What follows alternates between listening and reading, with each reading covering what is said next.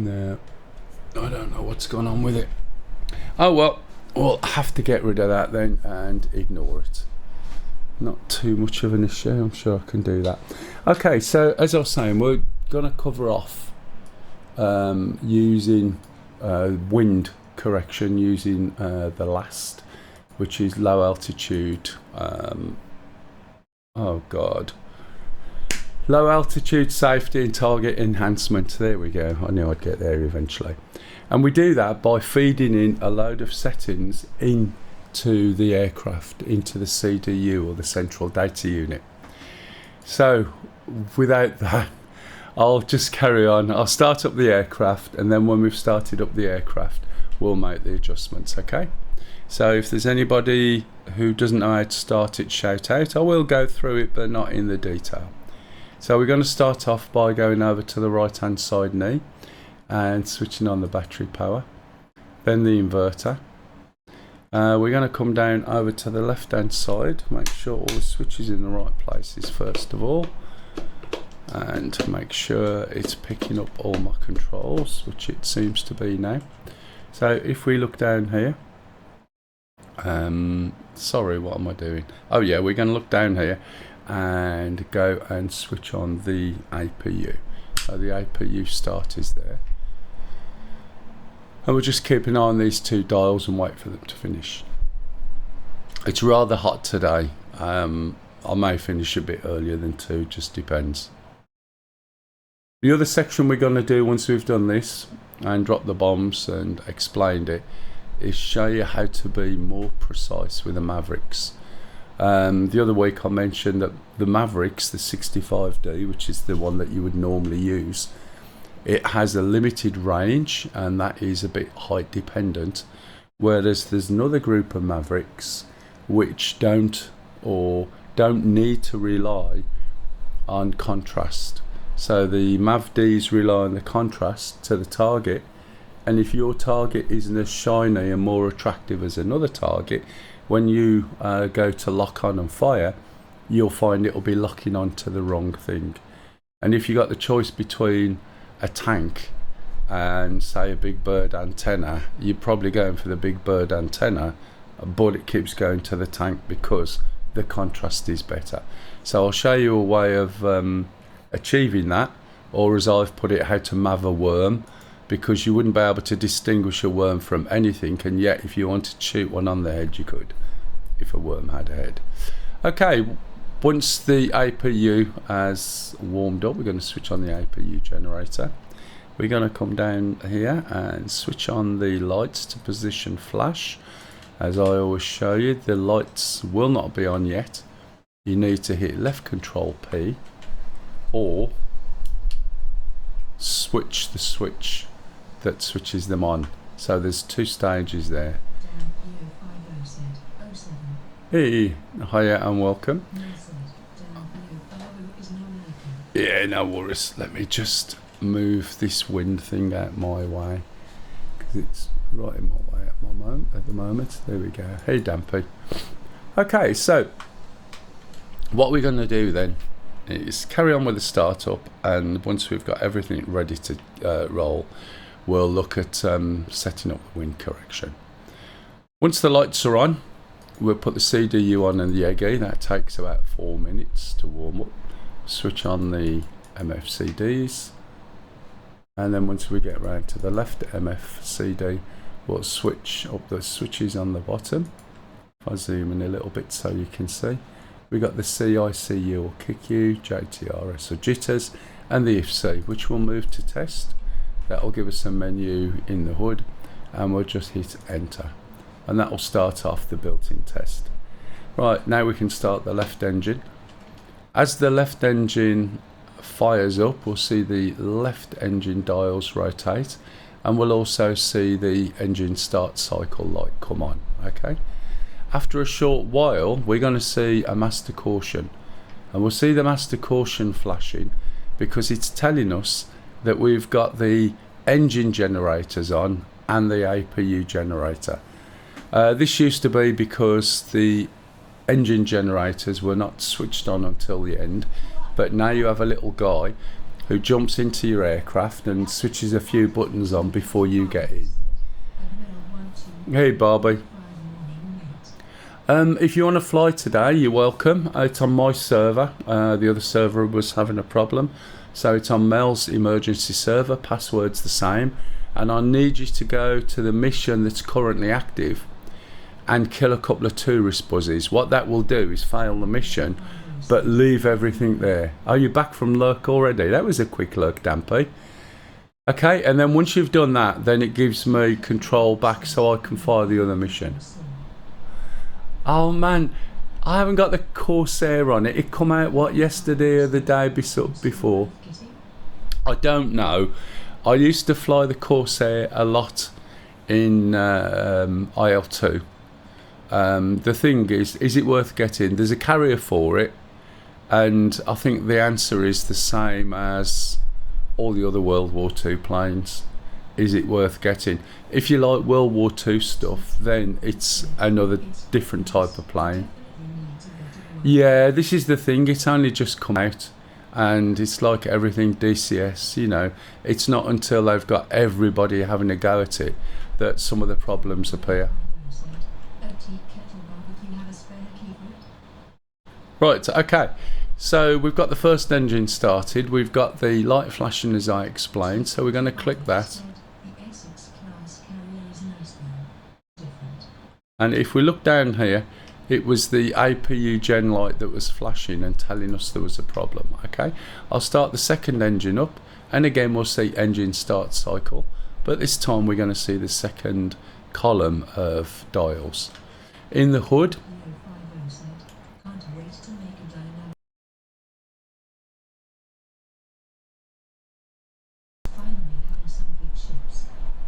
once the bit test is finished, we're going to hit enter to exit.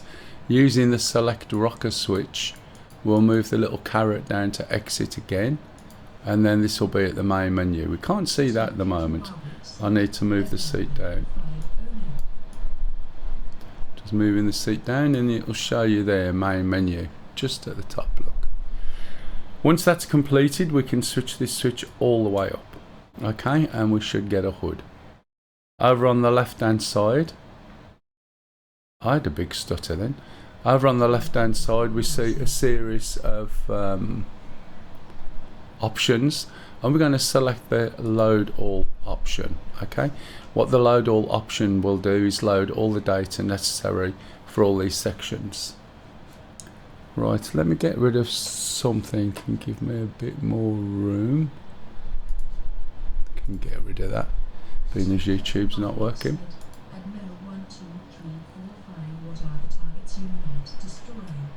So let me show you.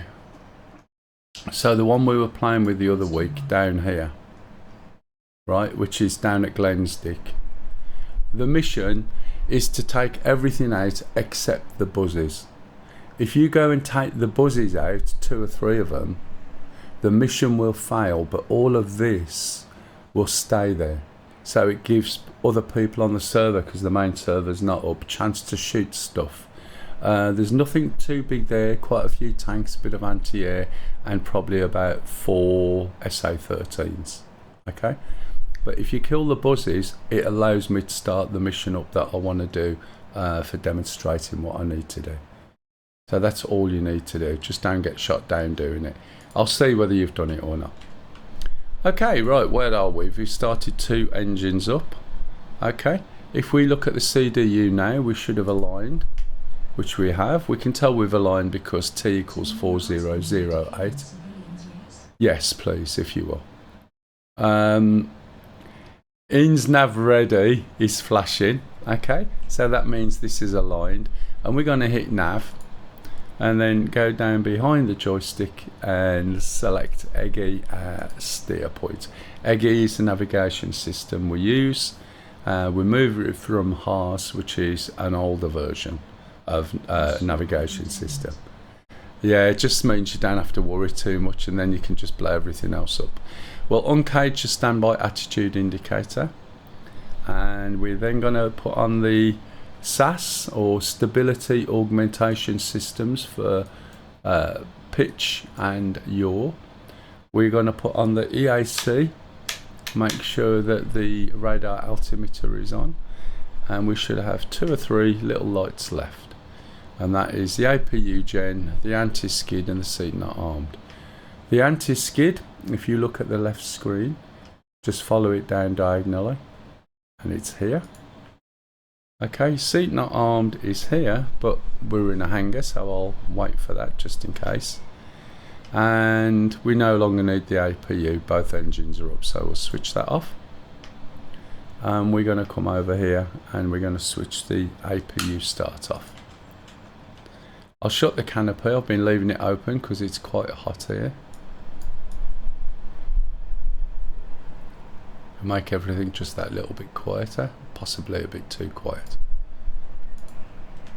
Okay, right, so what I'll do now is just finish the last little bits of startup.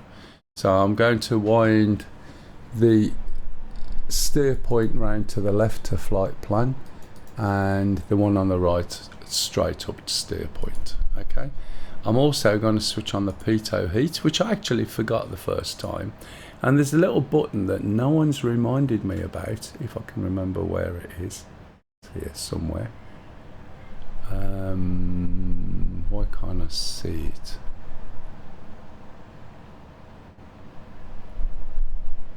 That's really interesting. Where's the what's it button? Oh, I know. It's over here, look. And it's really difficult to see. And it's something I completely forgot about. And it's round here, there. Set takeoff trim.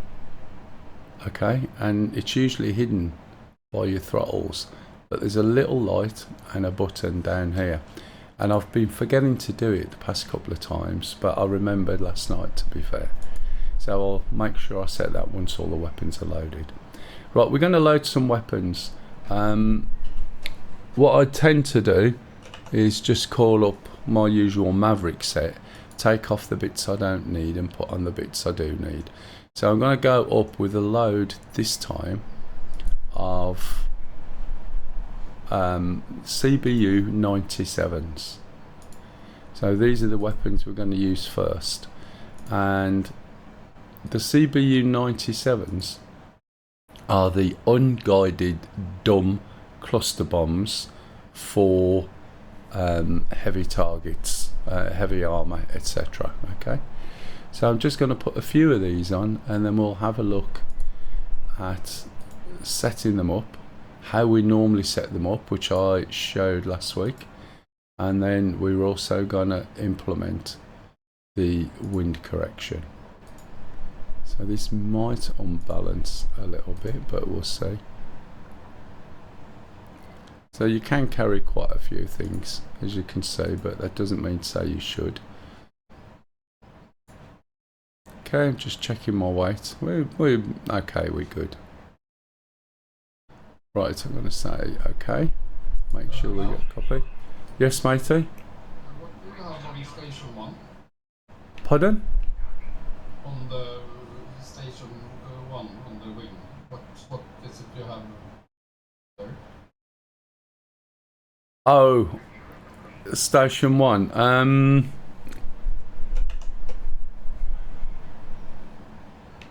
Oh, usually when it's done, when this is loaded, right, is oh god, you know what, you've made me think now.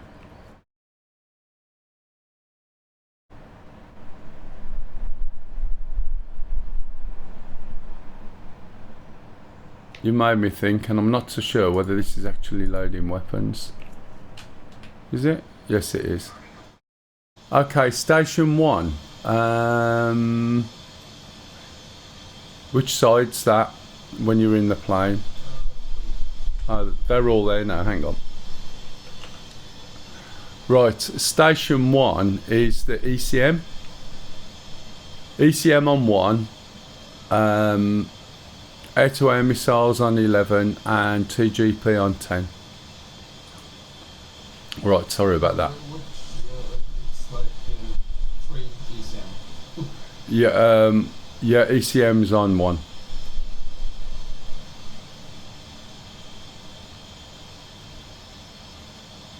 And then I've just put some CBU 97s on. So the CBU 97s then are the dumb unguided ones.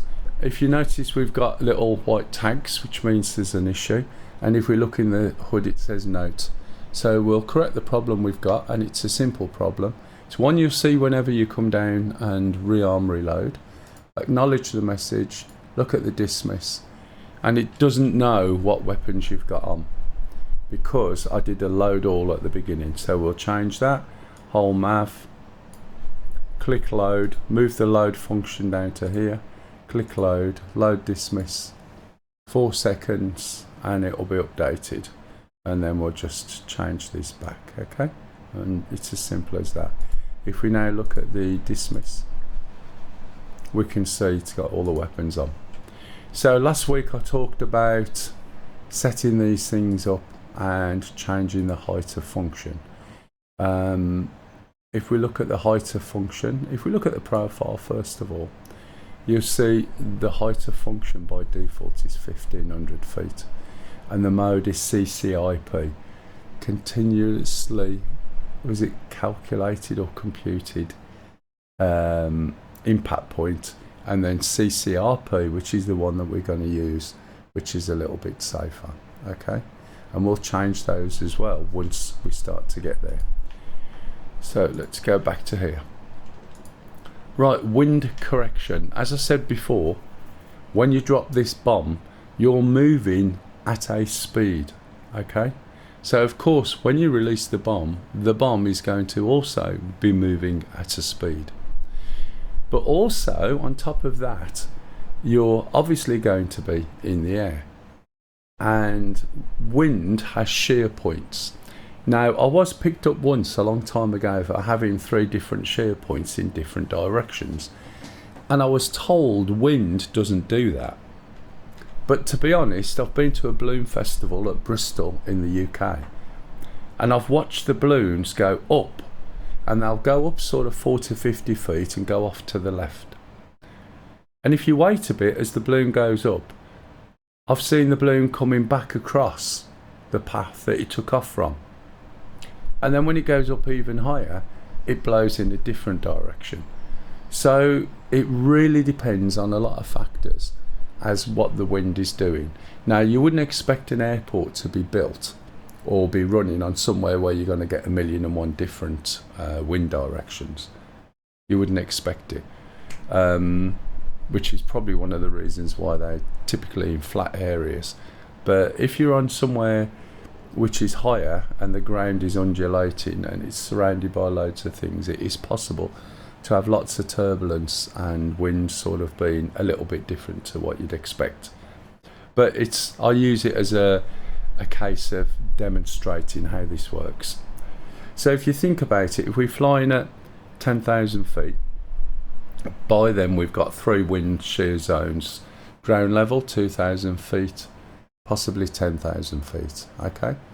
If you want to see the wind, do left Alt and B, and that's going to bring up your mission briefing. Excuse me 1 second. It's also probably a good time to have a quick drink of tea before it goes cold. So if you scroll all the way to the bottom of the mission briefing,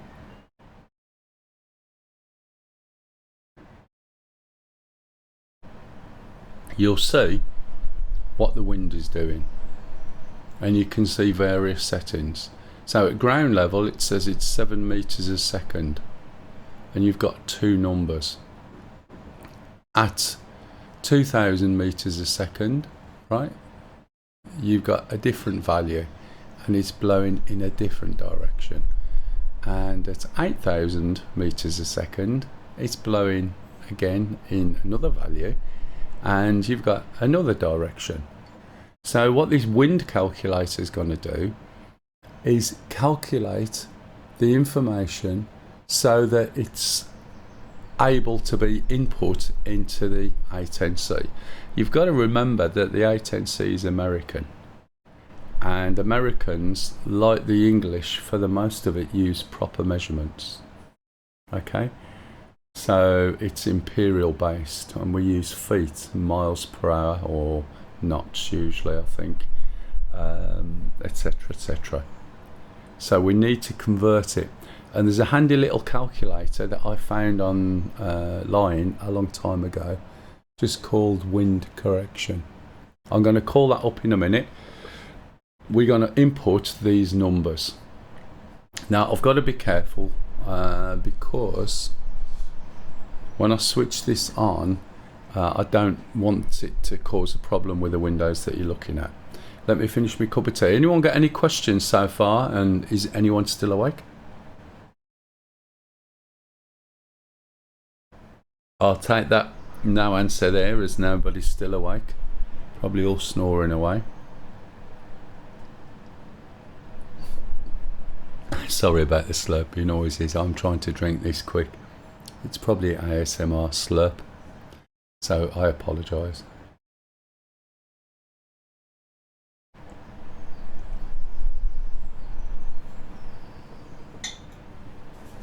Okay, right. Let's bring the little wind meter in onto a screen that I can actually physically see. Okay, and if I switch it on, you should all see that, yeah? Is that visible enough for you? Let me move it over a little bit. Can you see the wind settings? I think you possibly can. Okay, so what we need to do is key in the figures we can see here.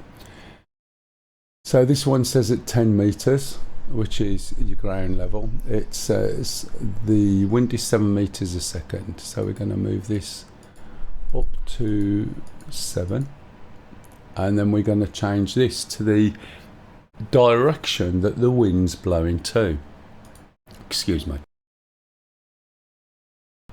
Now at one point previously in the A10 or on DCS, it only ever showed you one number, which was the 2 wind. Okay, so you can see there we got 29 and 209. Okay, so you have to make sure you pick the right one. So I know if we do a quick F10, he says it won't let me here. Let me come out to that. And now I've lost the window, but never mind. If we do a quick F10 and we drag this compass over to where I am, which is over here.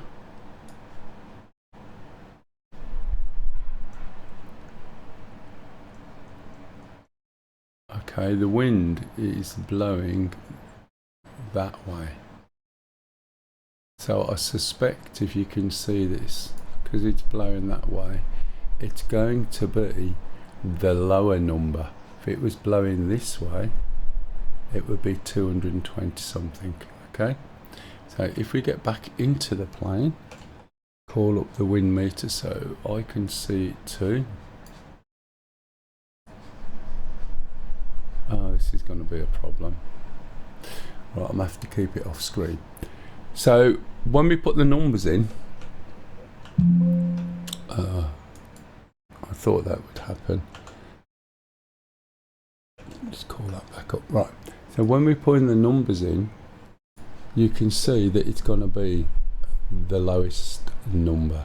So it's this one. So it's this column of numbers that we need. So the first one is 29 degrees. So we'll put 29 in. The next number is 8 meters per second, and the angle is 243. That's turned around a hell of a lot, yeah.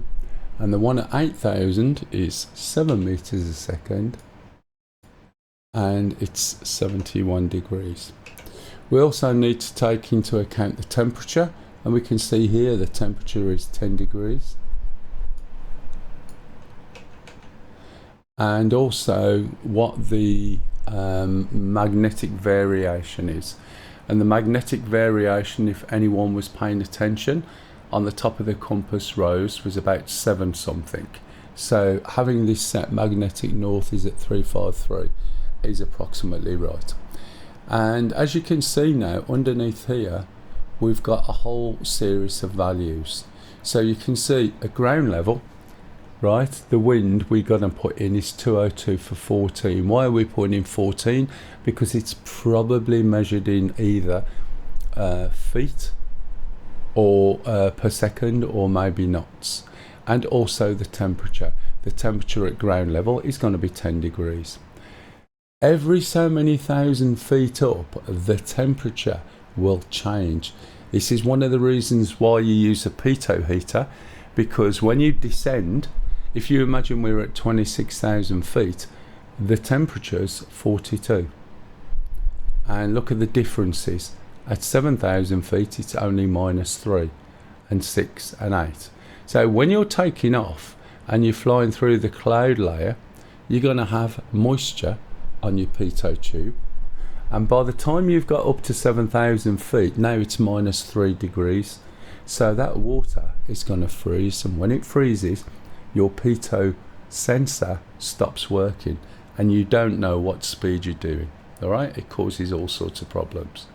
That's why you have a pitot heater, especially when it's cloudy. So you can see by the time you get to 26,000 feet, which you won't do in an A10, it's -42 degrees, all right? Right, so we need to put this information into the aircraft, and we do that via the CDU. Now, the other week I told you that the only way you can input anything into here is if this right-hand side knob is pointing to the left. So if I wanted to hit, I can't remember, is it sys or nav? You see these buttons are not functional. So if I turn it round to the left and then I hit sys, right, we can start inputting things. Now, is this visible enough for you at the moment? Can you easily see this on screen? Or is the let me move that thing over a little bit because I can see that it's a little bit in the way. There, that's better, I think. Right, okay, so the first thing we're going to do is select the LASTE, or LASTE as some people call it. It's the Low Altitude Safety Target Enhancement. So when we select this, okay, we're going to see another screen that means absolutely nothing to me. So I'm going to select the wind function, and now we've got somewhere where we can edit. And what we've got is readings for 0, 1, 2, 7 and 26,000 feet. So we'll start off by putting in a placeholder for them. So 0, okay, 0, 1. Let me know when you've destroyed that mission, because I have to start another one. Which one's that mission? The one at Glenn's Dick. I just need some buzzes destroying so I can start another mission. 0, 0, 0, 1, 0, 2. We're going to move the page down. We've got 0, 7. And we've also got 26. Bit of a giant leap there. Okay. So you can see it's basically put in some placeholders.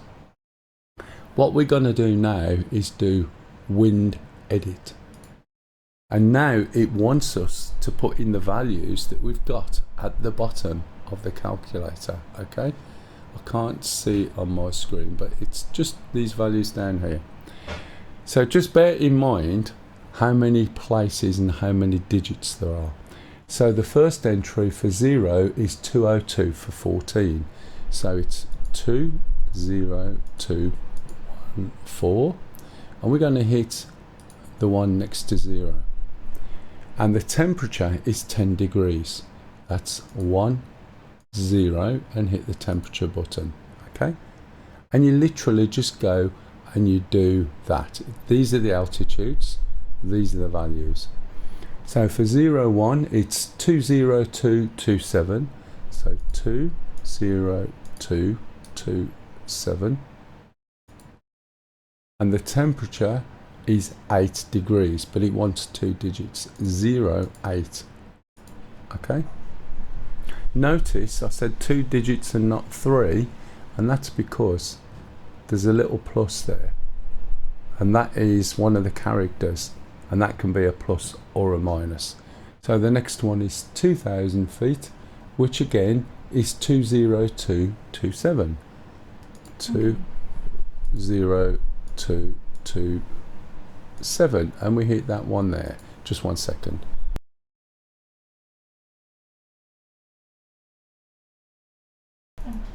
The temperature, however, for 2,000 feet has changed to 6. So we put 06, and then we hit that button there. And now we need to use the page down, okay, so that we can see the last two numbers. So for 7,000 feet, it's 50 and 16. So it's 05016. The temperature is -3. So we place 03 in, and then we hit the button again, and it'll change it from plus to minus.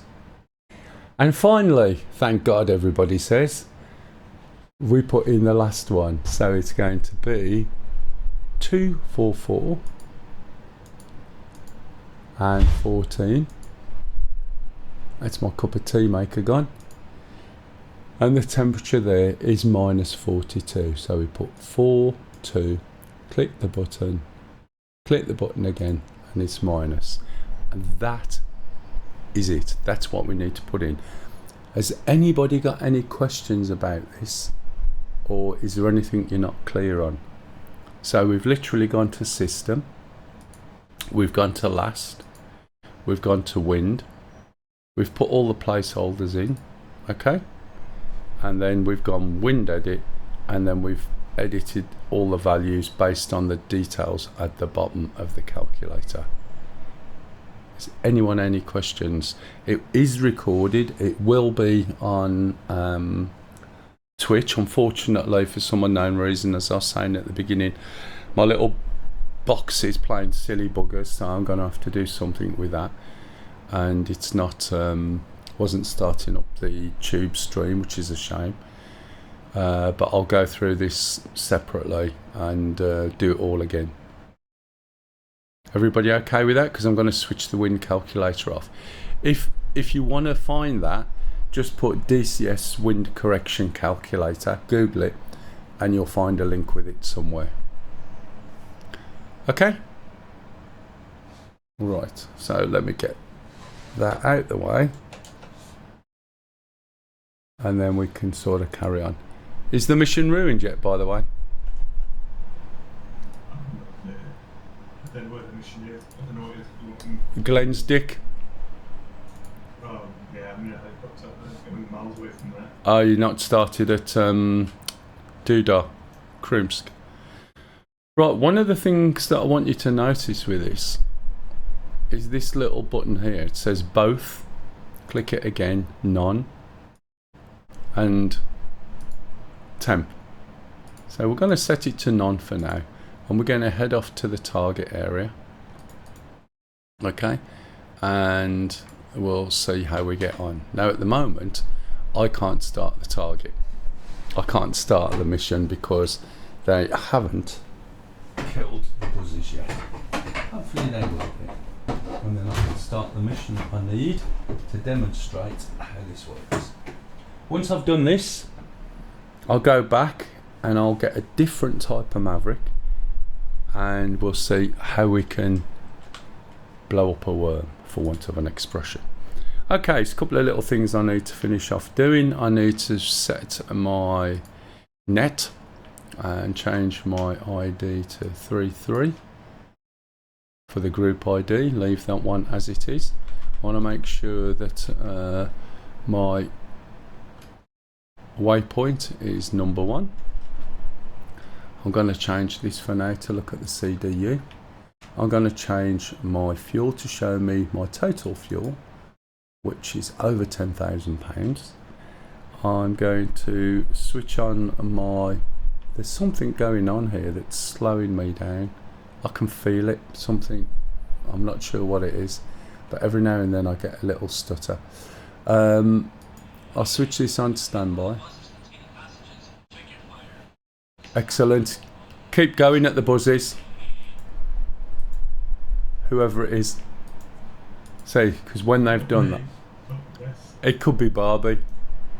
Okay, so we're all ready to take off, and then we're gonna go. Just move the seat out the way, I should have said the footrest. One of the problems I get with sitting down too long in this heat and streaming too long, which is why I only do 4 hours now, is my feet swell up, my ankles swell up, my legs swell up. If you think about it, going and sitting on an airplane on a long haul flight, right? 4 hours in, you're probably okay. You go on an 8 hour, or as I've done is fly to New Zealand, by the time you get there, your legs have ballooned and your feet are ballooned. And this happens just sitting here, believe me. So that's what I only do 4 hours. So put nose wheel steering on, enable my Well, yes matey. what was the numbers of the last two wing corrections? Just one moment. Are we talking the heights? Which height? Poor old pup's been trying to follow along without me The read. last two ones. Okay, just a minute.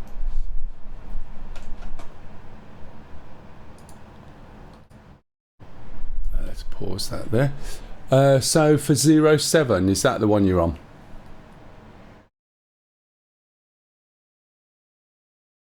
Are you talking about the whole line, or the last two numbers on the last setting? No, the whole line of the Okay, the whole line of just the last one, or the last two sets of lines? last two. Okay, so you should be filling in the numbers by 07, and the numbers were 05616. No, I don't hear you. Pardon? Say that again. 05616. So that's that set. The temperature is -3.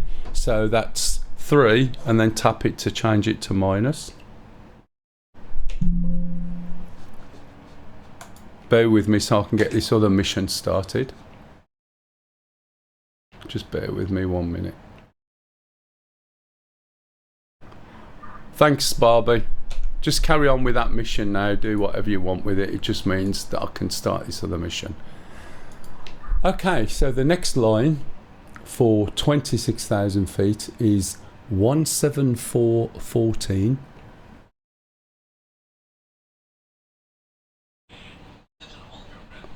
Just stand by.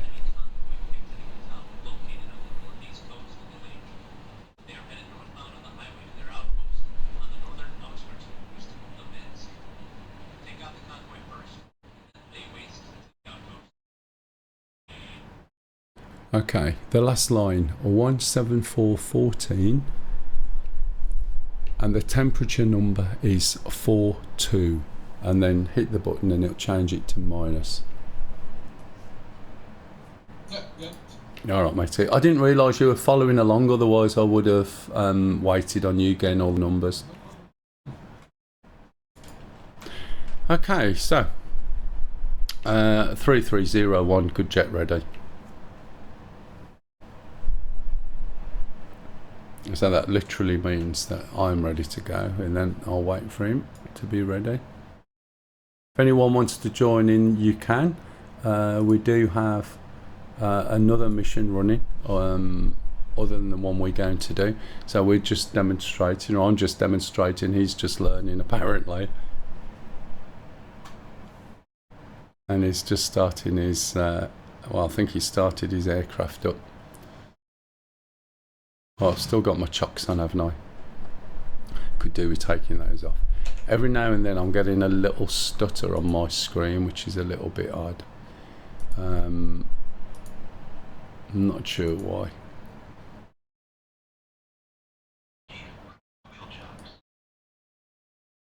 I haven't got rid of that little application yet. That may be taking something that isn't normally out, but we'll see. Right, I am going to taxi matey at the moment. Yeah, well, Okay, 3301, taxiing runway 27 Krasnodar Central. Okay, as always, be careful when you come out. These things, these hangars are just the right width for the plane. Look, if you deviate from a straight line, you're going to catch the side. And if you're in one of these side hangars and you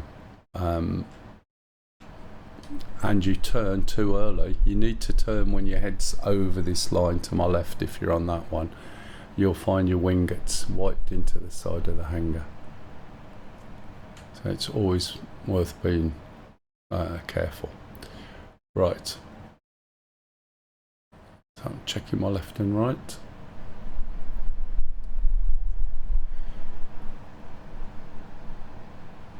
Now there's a couple of little things that I need to do.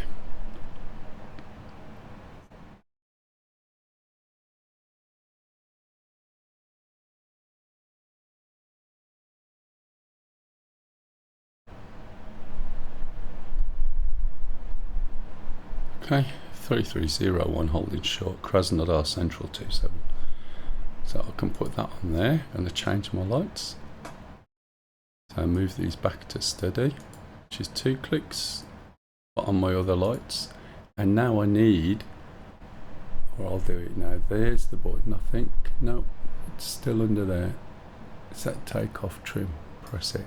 Because now I've got all the weight on that I know that I'm not going to change now, so that's fine. So you make sure you press takeoff trim at some point. 3301 taking active 27 Krasnodar Central.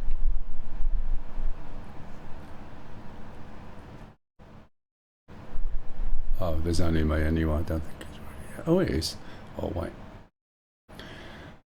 Okay, so when PUP comes on, what's going to happen is we'll run it up to 80%. I am getting a little bit of chugging here. Frame rate is alright, but I can tell with my eyes. So we're going to run this up to 80% there, hold the brakes down. We're then going to check to make sure there's no error messages pop up, okay?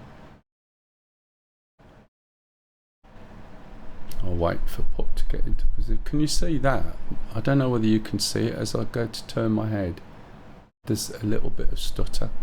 So let me take this app off now, we won't need it. It just seems odd, I don't normally get this at all. And I can just feel it. Let me do something else as well. Let's get rid of this, because that isn't working. Let's get rid of that, because that isn't working. Can you see that? That is awful. Not sure what's happening.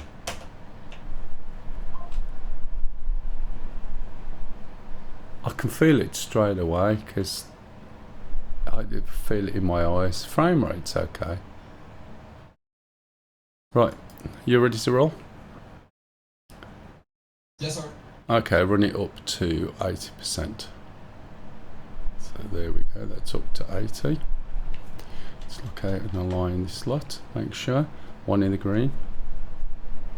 2 green. Okie dokie, I'll take off first, give it probably 2 seconds. As soon as you're up, chain left, and I'll steady up at 2,000 feet. I'll do a slow right turn, see if you can catch up without blowing me up, alright? Yeah, copy. Alright, cheers. Okay, engine's full. Brakes, brakes, brakes, 1 rolling. So as we go forward, we see the number 50 there. 2 rolling. Is there anyone else stuttering?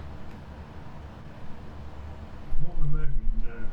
That's really odd, it must just be me.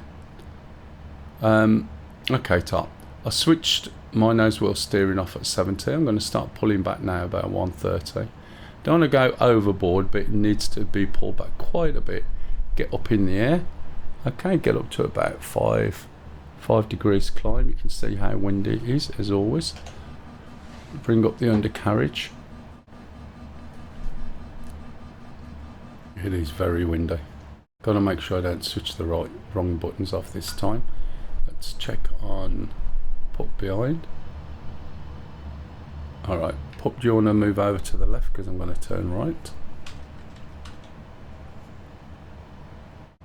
Yeah. Turning left.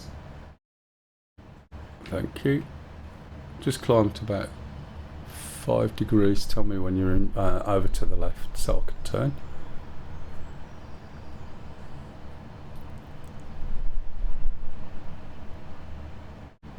Yeah, on the left. Okay, turning now. Only 20 degrees. Okay, there we go. Now I can cheat. Now if you remember me saying the other week that did that fire? I think it did, yeah. So that's dropped a little bit. So basically I can put this on altitude so I can cruise round at without worrying too much. It's doing it itself. There we go. I see the numbers now. So we're going to turn around until we're more or less parallel with the runway, heading sort of north and heading up the lake, as you can see. If anyone's got any questions, please ask. Look at that, it's just dropped. Makes me wonder whether this is actually on.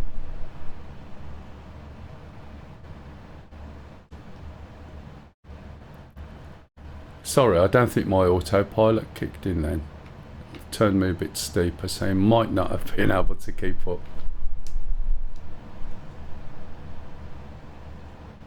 Oh, I know why I'm climbing as well. What an idiot. Do apologise. It will do one axis, it won't do all axis, if you see what I mean. I'll have to do this manually.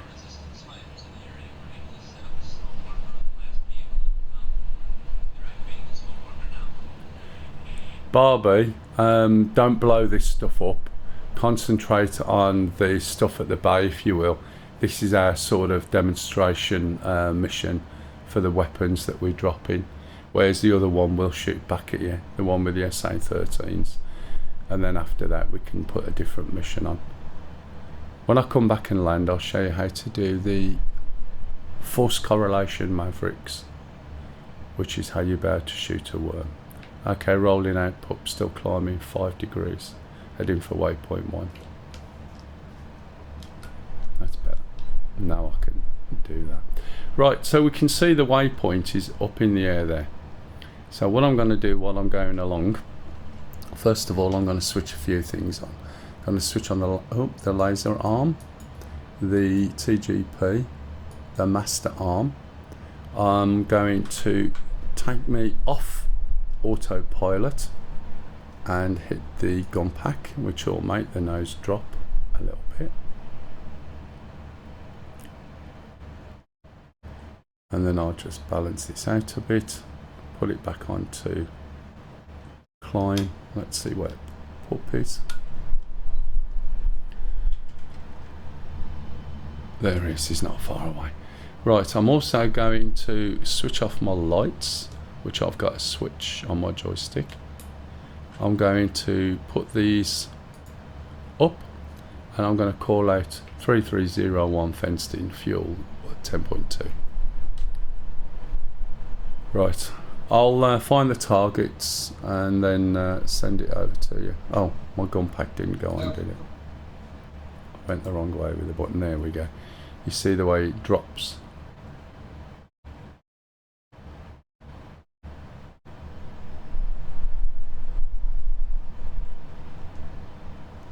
Right, okay, so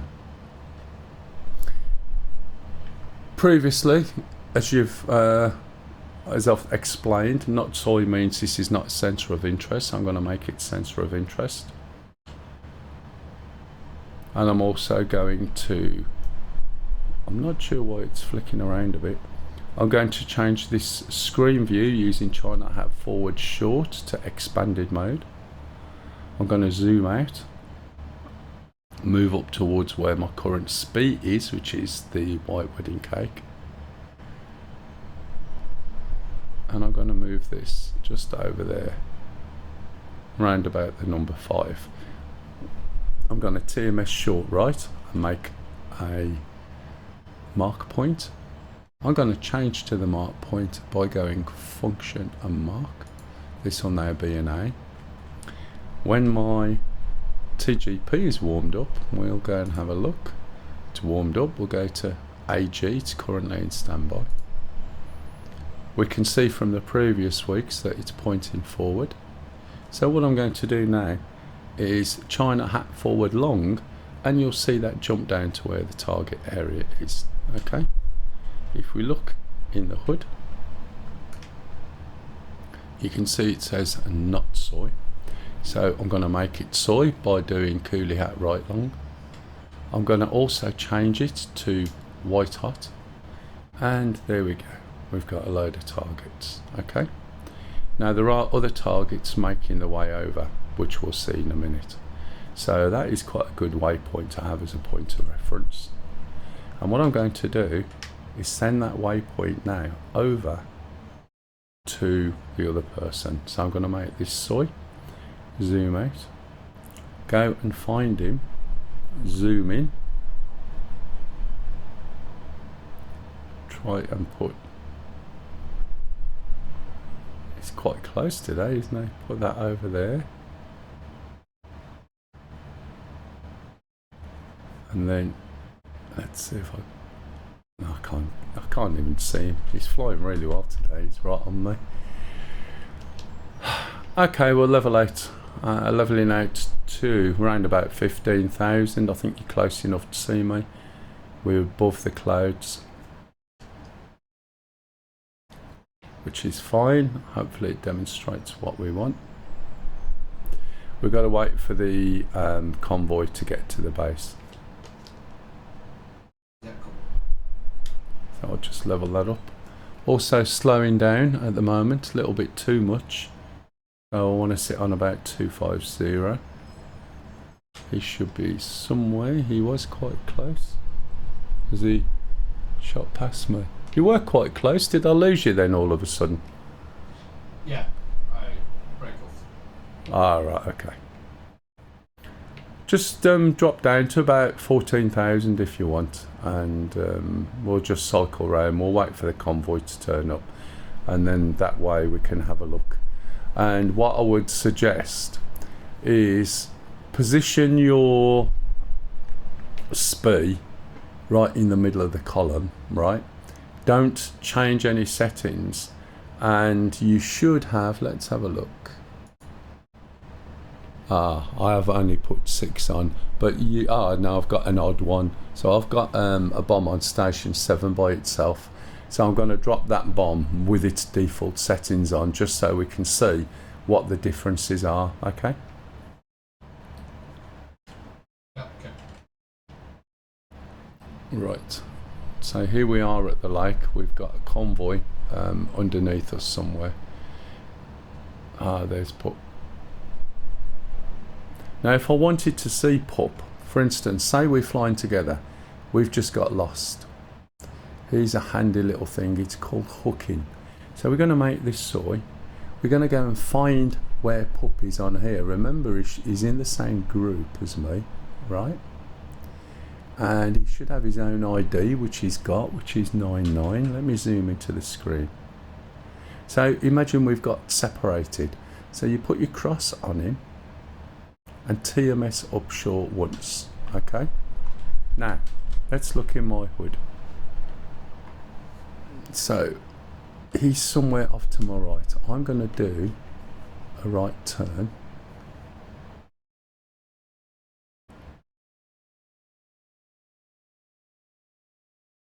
I'm in the clouds. I've got to be careful.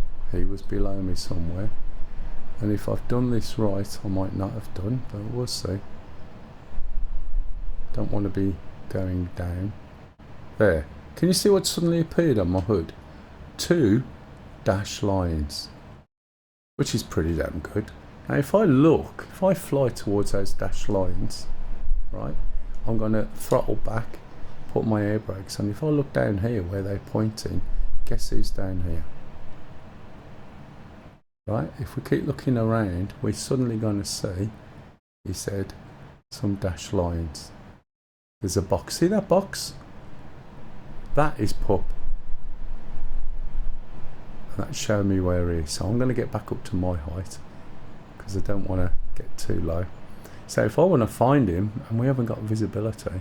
GCS is just randomly reset all your controls every now and again. Do me, I think.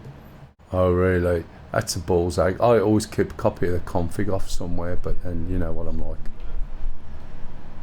Okay. So that's called hooking. So if we get separated, I can just go and find out where he is. So I'm back up to height nearly. We need a bit of separation between us. So what I'm going to do now, okay, I'm going to orbit at 15,000 right hand. Is do a nice easy orbit. Just trim that out a little bit, make sure it's steady. Remember it's quite windy up here, etc. I'm going to switch that back off, and the simple way of switching that back off, it's let's zoom out, find him, he's in front of me, and then TMS down, and that's switched off. I'm going to send you a target, which is my default speed to get you on the targets. Okay, TMS up, send, and then when he accepts it, it'll put a little red triangle there, and then he can go and set his speed. Okay, right, I'm not sure where the convoy is yet, but I'm just doing an orbit, and according to this, the convoy is, well, my camera is looking in a weird position. It's probably down under here somewhere. Oh, there it is, look. You can see we've got no visibility. Alright, while we're waiting, let's get onto the bombs we're going to drop. So they are cluster bombs. So what I'm going to do is select this one by itself. I don't want these. I'm going to change this particular bomb to CCRP and save. So what that means is this bomb now is set to CCRP, and it's at its default settings, which is a height of function of 15,000 feet. So I might get a bit of visibility in a minute. Hopefully I will. I think I might be a little bit too far over. What I'm going to do is switch on my helmet mounted queuing system. And this is going to show me where my speed is. And you can see my speed is right over there. That's why I can't see it. So I'm going to turn.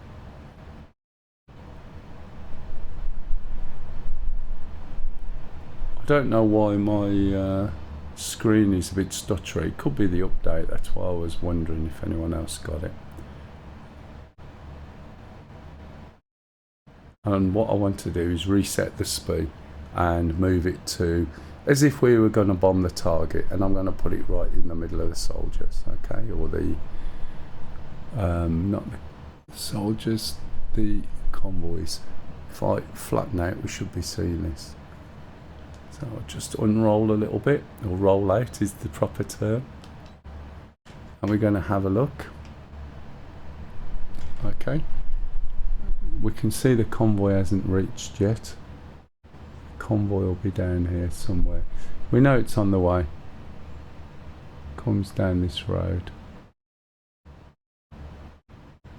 Can't remember if it's this one. Ah. Someone's been blowing the convoy, or trying to. Can you see the... Who's that down there? That looks like someone's firing. Oh, it's smoke. Can you see where the smoke's blowing? Right, so you can see how strong. So someone's bombed them, and the idea was the other mission is for people to go and play with. We're waiting for this convoy to get to where we're going, so that we can demonstrate these bombs. Now, if you noticed, I've moved my TGP. I haven't moved my speed. My speed is still back where I put it. But the TGP will stay there unless I tell it to go back to the steer point or the waypoint, whichever I'm using. So for now, the trouble is we want these guys to be in a consistent place, because I know once they've had a couple of minutes, they're going to get themselves together and then carry on. So I was hoping that we just left them alone and then they would have got to where they needed to go. So they'll get going again shortly. You can see we've been misted out a bit, but once we've set the target, the fact that we might not have visibility is neither here nor there. Then I'll drop a bomb, which is a default bomb, and then after that we'll make adjustments and we'll make the bombing more accurate, and you'll see what this wind correction actually does. It's very clever because it means that you can literally come in from any direction, any speed, any height, and it will calculate where that bomb needs to go. You tend to have to be a little bit more accurate with it than, I think they're all coming back now. Yeah, it looks like they're all coming back to the road. So they should be in place shortly. Yeah, cool. What I'm going to do is wait till they're in the line, and then I'll just put a mark in the middle of them as if I'm dropping something right on their head, and then drop a default bomb. Yeah. So there is an anti-air there with them, but they weren't that far to go.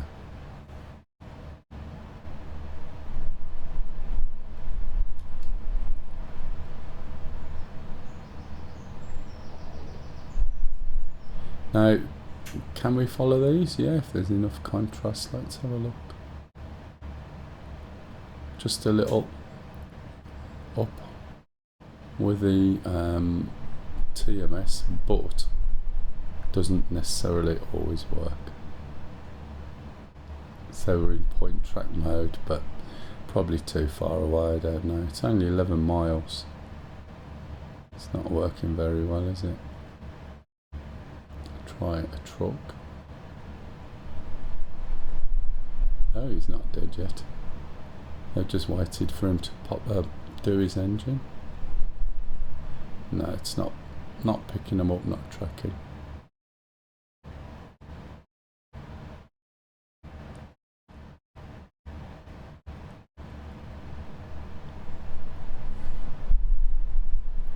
Right, so as I said, my TGP is looking somewhere else. If I want to put it back to my A, just press, hold the button, and now it's back to where it started from. We've got quite a bit of cloud there, look. So you're not going to see a lot at this point. You can see where the other vehicles are on the base. You can see, can you see the road? No, it's all reflection. So we'll have to wait till we come round.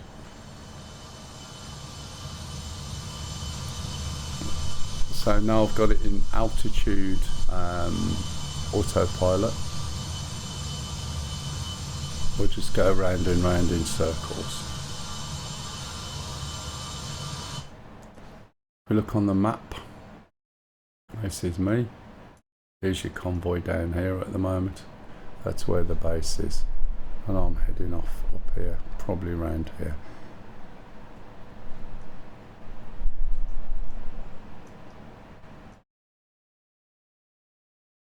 So they're all back in a nice line. If it was a lot clearer, it'd be a lot easier to get a lock on those with the point track, and it will just follow them, just like in the helicopters and things we fly. So I'll wait till I'm up here and then do an orbit round. Still orbiting actually, aren't I? It's quite a nice smooth wide orbit. Anyone got any questions? Can you hear okay? And is the video quality okay? Are you seeing the stutters that I'm seeing occasionally? Where when I'm in my plane I move my head and it seems to stutter. Like that, did you see? Can you see that stuttering? What I'm not sure of is it my camera? Is it my head tracking? Or is it the game? I'm running the server at the moment with people on it, and my game, and streaming, and everything else. As you do. Gotta find out why the what's it wasn't working though. There's a good clear picture, look. So what that convoy will do is come and line up on this road. Now let me try something. Let me try and make an adjustment on my, let's see what happens this week, throttle. Because I did try and change this, didn't I? I went 7, which is the highest number, and hit that. And now it's changed. Remember last week? Well, if you were here, it wouldn't do it. So now what that means is when I'm making adjustments, you'll find that, look at, oh, that's my fault, I do apologise. You'll find that now I've got a lot more control over the camera, because look how slow it moves now. Right, so that means I can be more precise with it. I can put curves on the stick I'm using, which I have got, but when it moves too fast it's really difficult to do tiny movements like that. Right, once we've done this, once we've tweaked the bombs a bit and you'll see the difference in how they work, then I'll go and pick up a set of Mavericks. And I described earlier the fact, or I put on the thing, what did I put?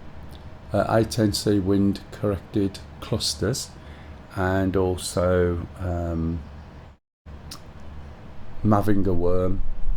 And what I mean by that is the method that you use with these other Mavericks. You can hit anything you want. With the previous Mavericks, the normal AGM 65Ds, it relies on the contrast. And if you're trying to shoot something that's the same colour and temperature as the background, and it can't distinguish it, you're not going to be able to get a lock on. So using these other Mavericks will allow you to get a lock on using something called force correlation. And once you've set what the target is, it will stay on that target no matter what. You can also fly higher and extend the range. Okie dokie. You can extend the range of your Mavericks from round about somewhere between about 7 and 8.5 when you're low level.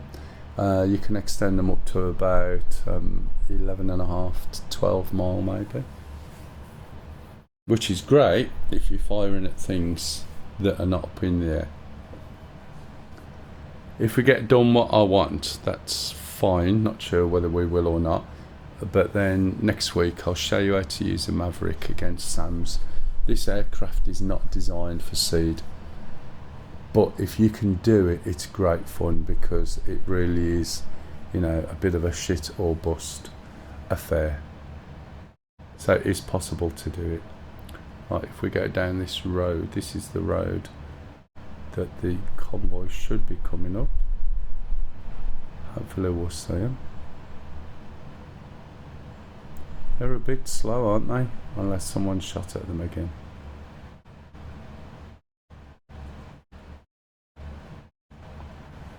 Can't see them.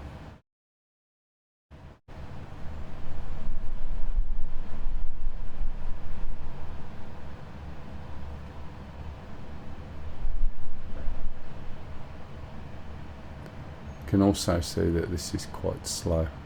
You can see how strong the wind is as well. So hopefully we can manage to blow something up with cluster bombs.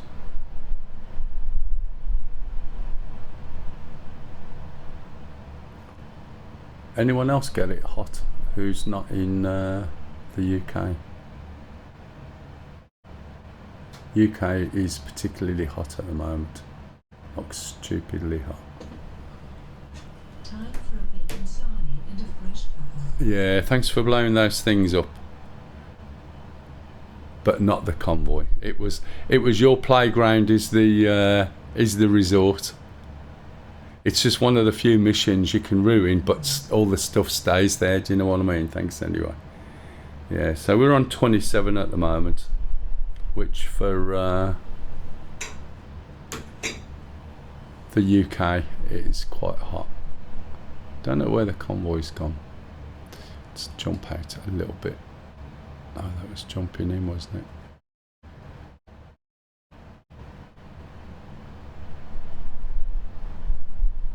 Sure, they come up this road here.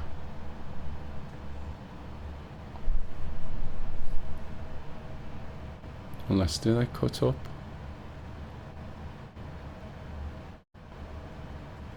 I don't think they do. But I'll check anyway.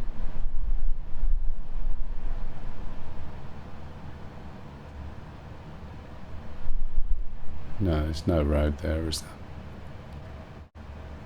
Yeah. Convoy's still not turned up yet. Copy.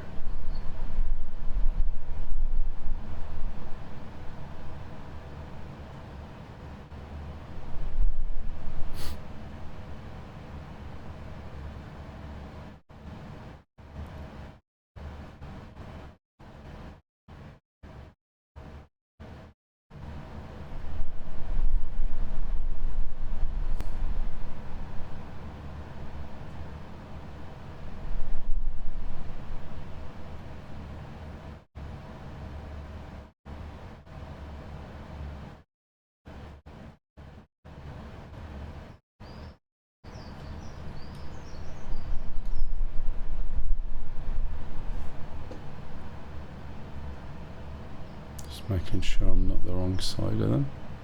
Oh. I might, well, I say I might be able to show you here, but I'd rather have all the rest of the targets there. It's just a lot easier to see.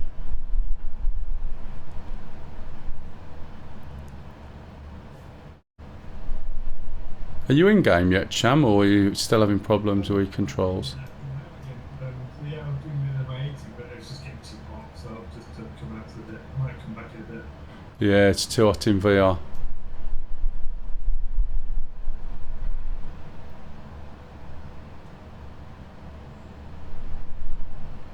No idea where they've gone. They come from over here, this side of the lake. Is anyone else in the server shooting at these convoys? I shot at them earlier. When about? Oh, was it you who shot at them? Yeah, but they were down the road when we were near the snow. Yeah, they started moving then. Yeah, the buzz one's on, but yeah, we're waiting for this convoy to get here for these bombs, and I still don't know where they are. I did see them. Because they did sort of line up and get back on the road again.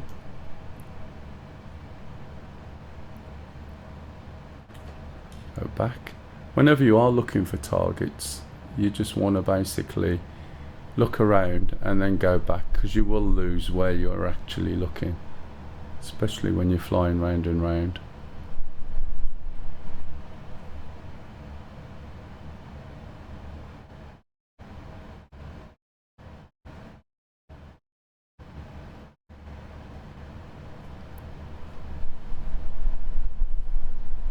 Usually what happens if I start the convoy off, well, start the mission up just before I start, by the time I get there, after explaining everything, they're all blown up. So I have no idea where they've gone now. Let's have a look on the map. God, here they are. They're still coming. They're still coming. They're just taking the time. That's where they were blown up by the looks of it, I'm guessing. So they're on the island.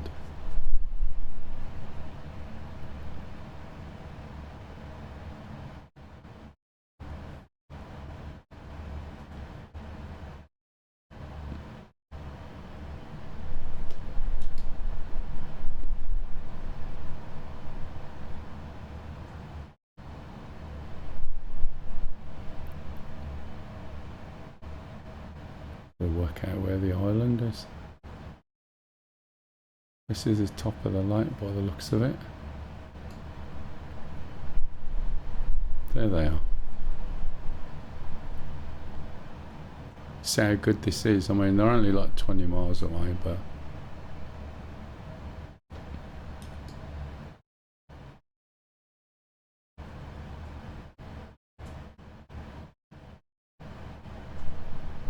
still not picking them up on the contrasty thing, which is a bit odd.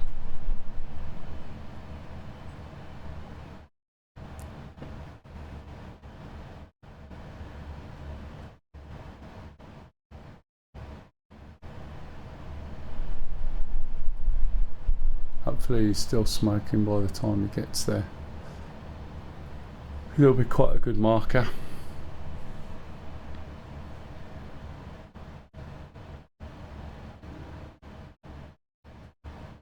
And I'm just not being able to lock onto these at all with this. Can't see them in daylight, we can just see them through the clouds.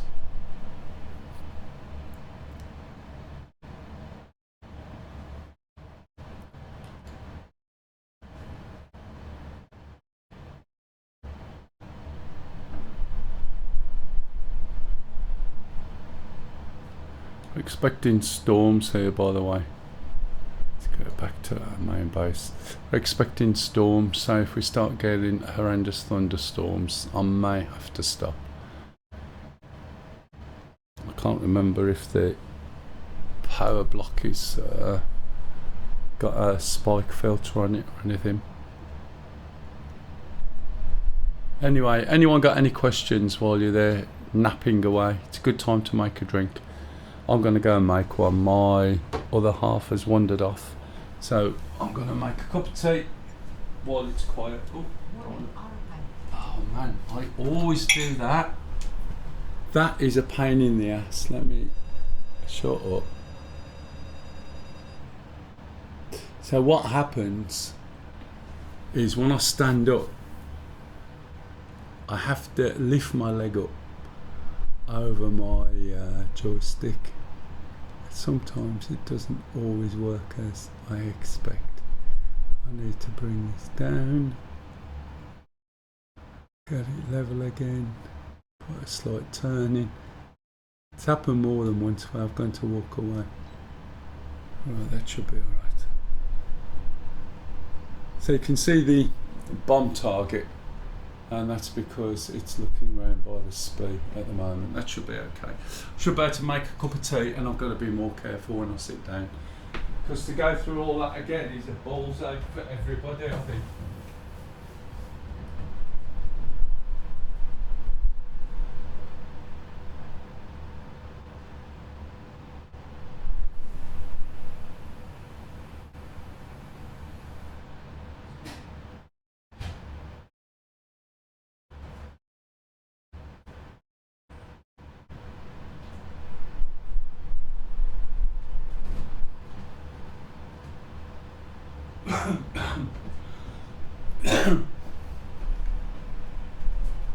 Right, I won't sit down so I don't do it again.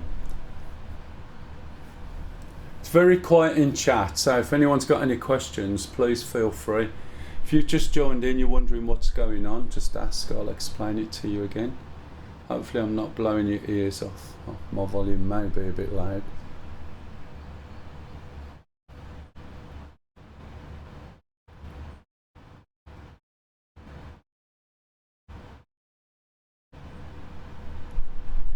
Anybody? Nothing? You get the impression that everyone's watching something else and you're just there sending everyone to sleep.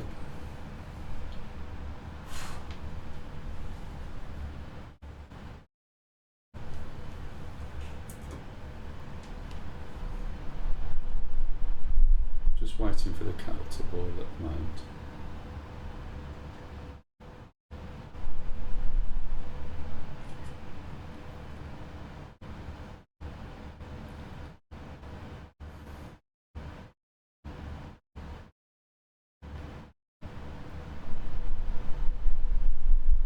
Making my salmon. Your bacon, is your bacon cooked yet?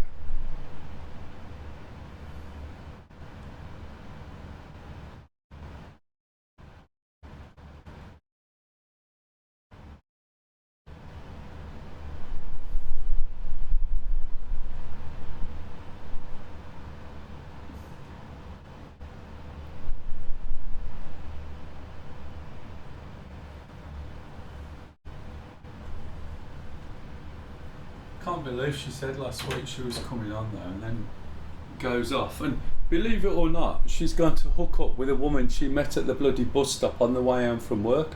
But because she doesn't work there anymore, she doesn't see her. Can you believe it? Anyway, I'll go and make me tea. I'll be back.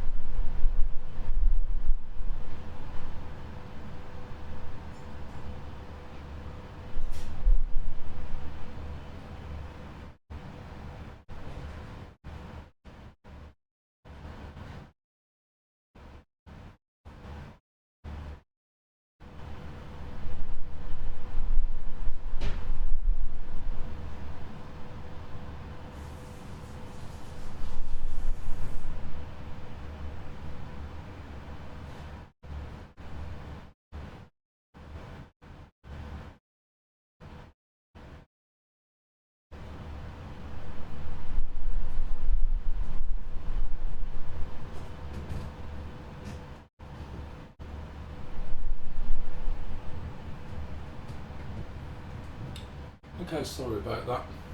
Plane stuff flying, it's always a good sign. It's not until I walk away I realise how warm this room is as well. Put the fan up another level. Try not to kick my joystick. Right, okay, so we should find then that the convoy is all in place. We've got a bomb already set. Let's have a look. We don't need to see the targets per se. Have they not got there yet? That's ridiculous, isn't it?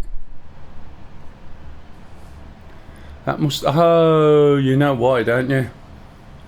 Because that one ship,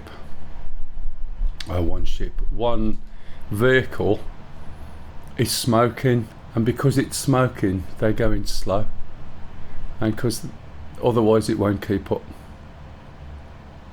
That's what's going on. They've been waiting for you to make your copy. Yeah, could do. Unlike some of the people on here. If anyone's not a bot, you're more than welcome to say hello, by the way. This is unbelievable, isn't it? They've got to be down the road somewhere. Not the best angle to see anything, but they should be there soon. Did you hear what I was saying, Pup? I just realised because one of them's smoking, they're going really slow. Yeah, okay. So they're not even there yet. I must admit this game is looking nicer and nicer, isn't it? Especially when we haven't got this on.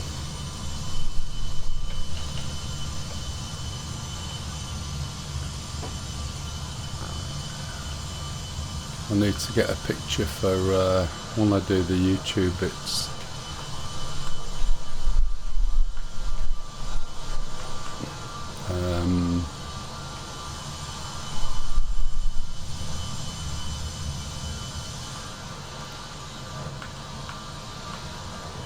Let's get rid of this.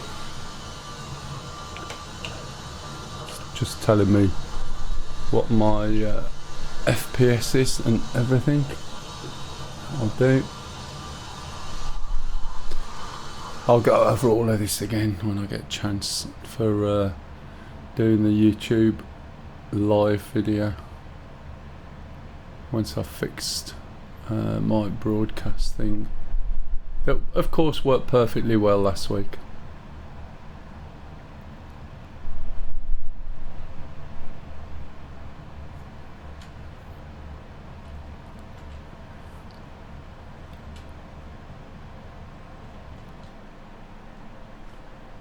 There they are, just coming up the road, look.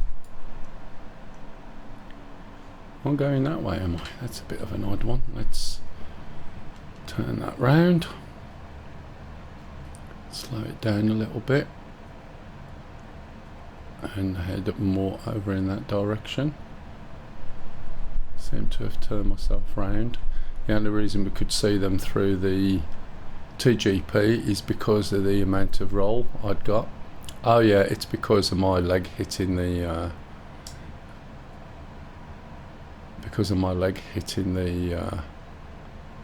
doodad. Right, let's see if we can see the targets and pick a line quick.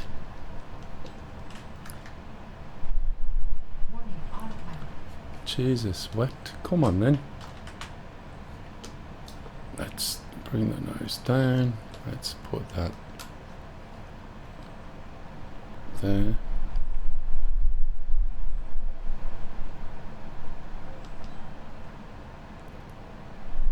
Right. So more or less over the top of them. They're down here somewhere coming in. There they are. So what I'm going to do is I want to put my SPI right in the middle. And we're going to drop the first bomb, which is uncorrected. And should do what I expect it to do. And then like we were talking about last week, we'll see what differences this wind correction makes, and you'll see in the hood what it does. Okay, so I'm going to put this about there. Good position for some things, but not for this bomb.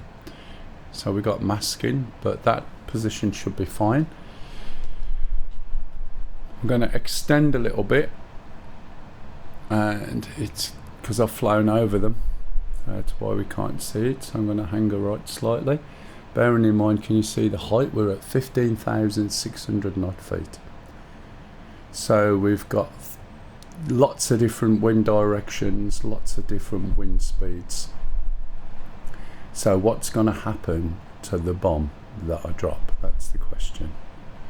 The way you drop this bomb in the A10C is it gives you a couple of lines.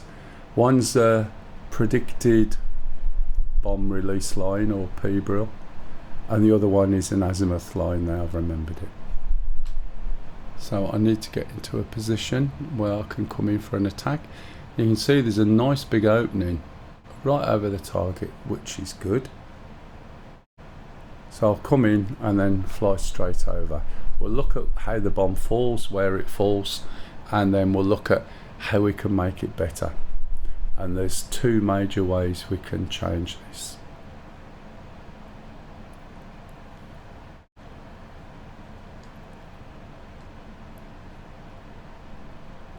So I'm just extending a little way from the target. I'm only 9 miles. So I'm just going to give myself a little bit of room. Now when you're doing this, remember that the bomb isn't a WICMID or wind corrected munitions device. So we have to try and be as accurate as we can with a drop. When we drop the bomb, you'll see on the left hand side it's likely to say 3.9. There it is. See this 3.9? So this means that when we drop the bomb, the ball that is dropping down has to cross the 3.9 line, and the 3.9 line is the line that goes from 9 o'clock on the left of this pipper to 3 o'clock, and as long as that ball drops across that line, the bomb will release. Hey, hey, hey, Mr. or Mrs. for the Queen. Thank you very much for the raid. I'm not sure if I've got any mods on. Welcome viewers, by the way. I'm just going through wind correction on CBU 97 cluster bombs on the A10C or A10C2. So just bear with me. If someone can give him a shout out, please do. If you can't, you're going to have to wait for me to do it. I do apologise, but thank you for the raid. So this is the first of the bombs. The bomb is set to default. It's a CBU 97. If it sounds too technical, ask and I'll explain. It's got a height of function of 1500 feet, and we haven't utilised any wind correction. So I've got a SPI sitting in the middle of a line of vehicles. Thank you, Kev. I wasn't sure if you was on. Thanks, matey. Thanks for the raid. So I'm just going to turn round and then we're going to drop this bomb. There's the P-brill. So all I've got to do is line this up as best as I can. Okay. You'll see a countdown at the little ball at the top, and then as soon as I release it, we'll go and watch and see what happens. So you want the line all the way through, ideally lined up with your SPI. My SPI is being pointed at by my VVP, velocity vector there. So as long as that's in line and that's down the middle, everything should go swimmingly and the bomb will drop. We'll get a countdown of 20 seconds. You'll see a little number 20 by the little ball at the top of the screen. So it's up to me to make sure that I fly this in as accurately as possible. Because it's CCRP or continuously computed release point, it means we can fly level, and we're not putting ourselves in any danger with these targets. We're not having to do a dive. We're not having to think about our escape route or how we're going to get away from the scene. So once we see that 20, you'll know there's 20 seconds. When you drop a bomb, we pick all the bombs. So I'll declare a pickle to everybody so they'll know one's been dropped. And I've just remembered one of the guys is flying 1,000 feet below me. Hopefully not in the same space. Right, we're about 5 miles away at the moment. The alignment is good. I'll probably get cloudy again and then we'll see the countdown. So it's working out at the moment where to drop the bomb. If you look at the little screen on the right hand side where the TGP is showing its information, you can see it's on the road and the bomb should, in theory, go to where I tell it. It's a dumb bomb. So bear in mind at the beginning we talked about wind shears. There's the little timer. So I'm going at one direction in one speed. The wind's going in lots of different directions at lots of different speeds. So as the bomb falls, holding the button down now. Okay, that's still fairly accurate. You'll see it release, pickle. Okay, and then I'm just going to fly straight, he says. And then we're going to look at the bomb and let's try and see. Now hopefully I won't lose my plane doing this, because I've done something a little bit stupid, but we won't go into that for now.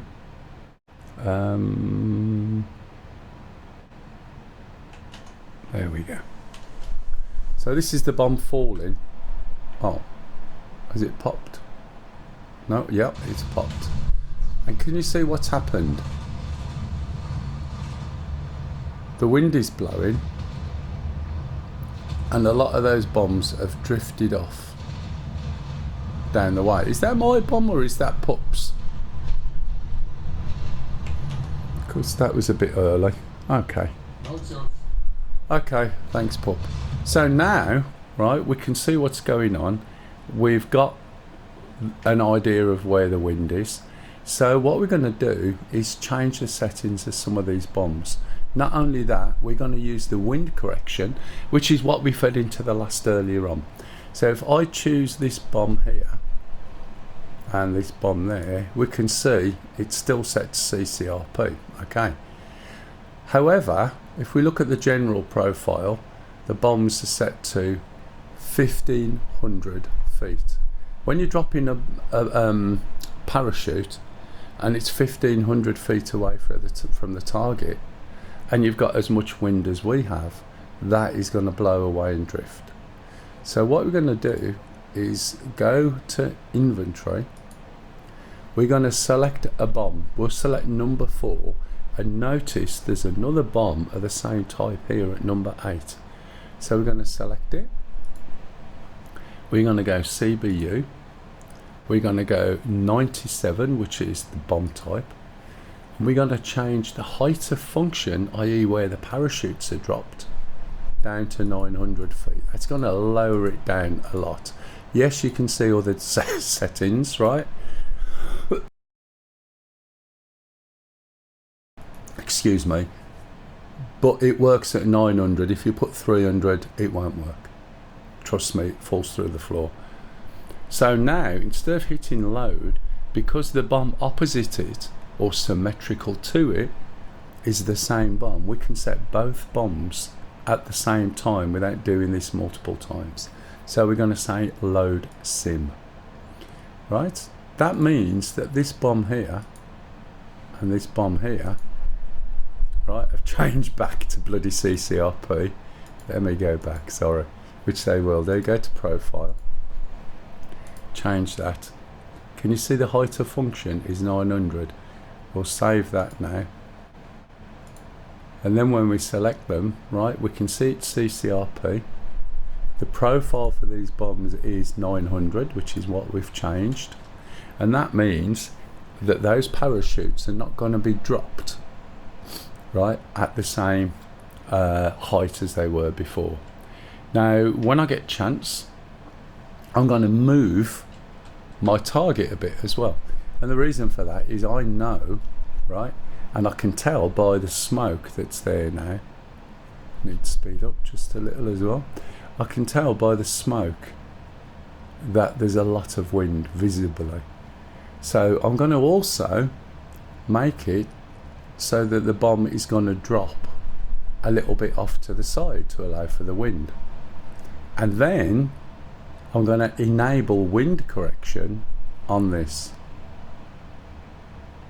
In fact, it should it enable wind correction and drop it? Because normally I do that when I haven't got wind correction on, when I'm going manual. So let's turn around and head back towards the target area. We need to go to the CDU. We can call that one up on the MFCD. So once we've set a fine.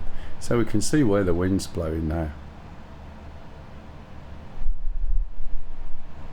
So if it head in the general direction,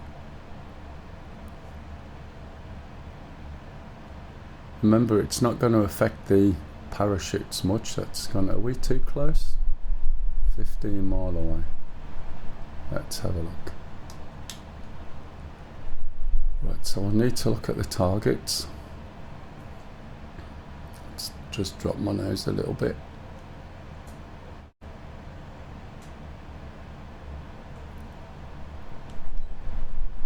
Right. So we can see where the wind's blowing. Obviously everything's squidged around a little bit. So I'm going to put this round about there, okay? So I've moved my speed.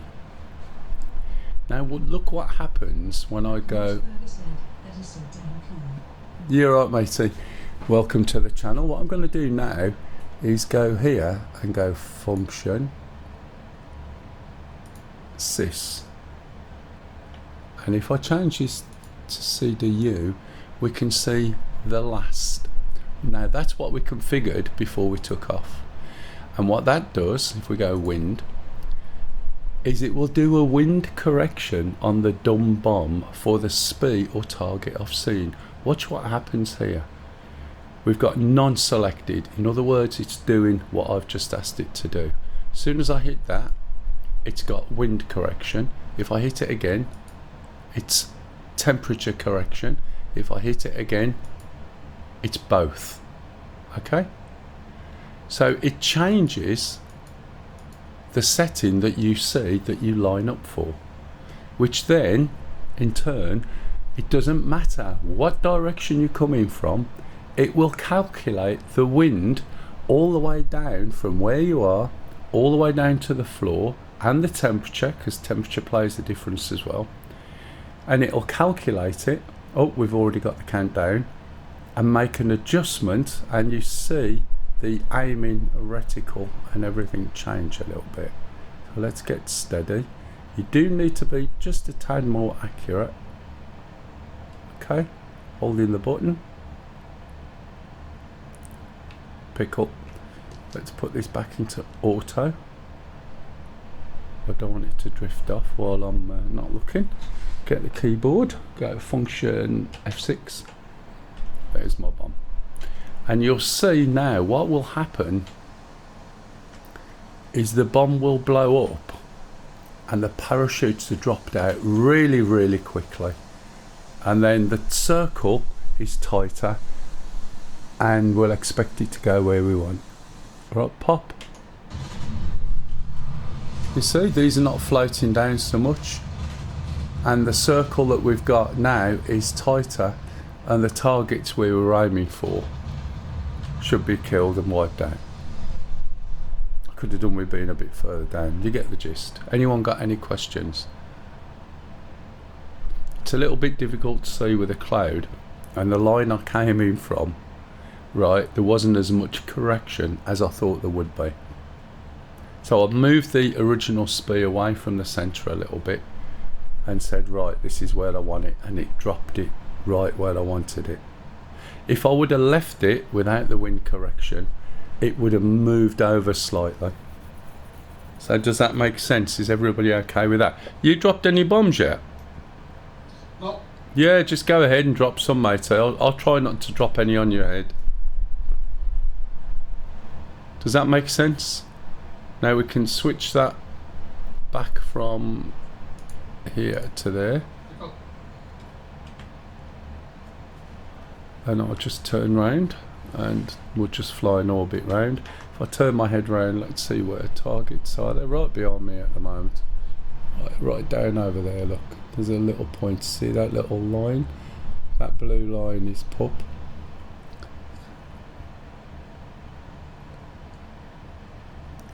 Let's just move my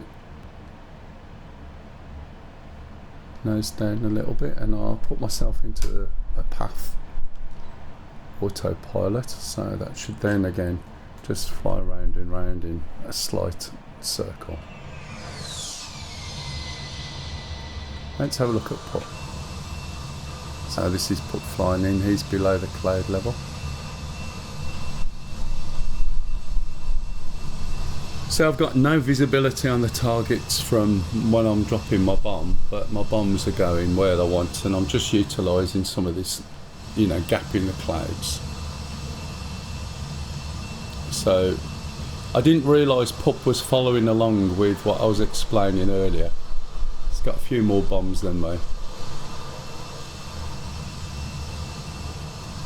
Has anyone got any questions? Just jump in and ask. You're not interrupting anything at all. If anyone's got any questions on DCS or Star Citizen, or if you're thinking of DCS and you want to try it, etc., how to go about doing that and costing you nothing.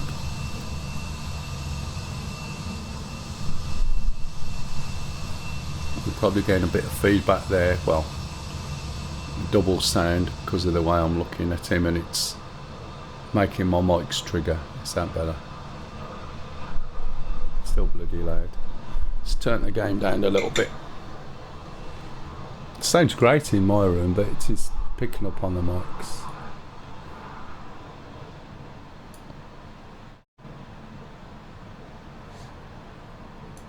It's probably better. Let us know when you're pickling.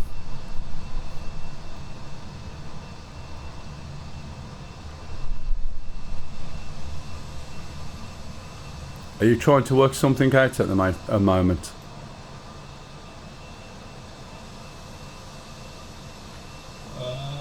Yeah, how do you use the things we punched in? Right, okay.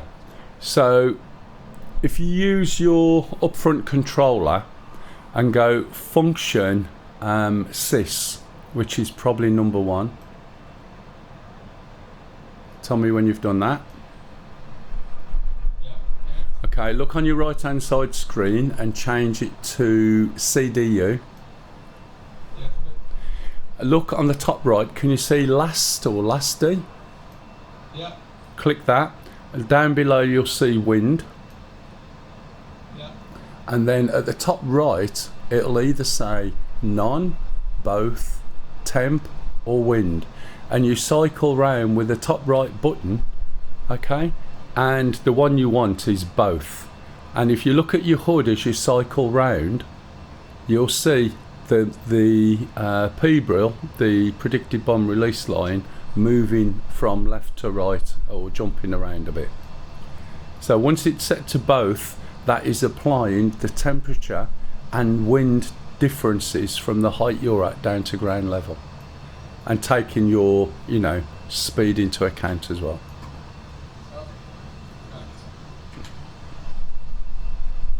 So the targets are down there, look. We just see the smoke.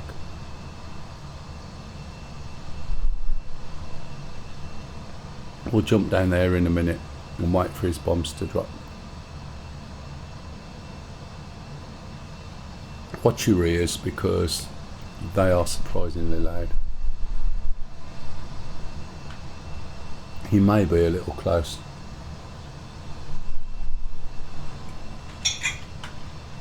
I think it's that one. So all I'm doing here is just changing into 10 seconds. okie dokie, my free cam. You see some of these now have moved back onto the road. So hopefully my plane doesn't crash. But if it does, it's not a problem. I've gone through everything. Okay, so he's got a bomb coming down. So let's see if we can go down a little bit more and look up. Not quite sure where he's aiming at, but we should see. It's going to be very quick. When you change that height of function, as soon as that bomb hits there, those things are down and going off like the clappers. It is. Oh, there we go. It's over here a little bit.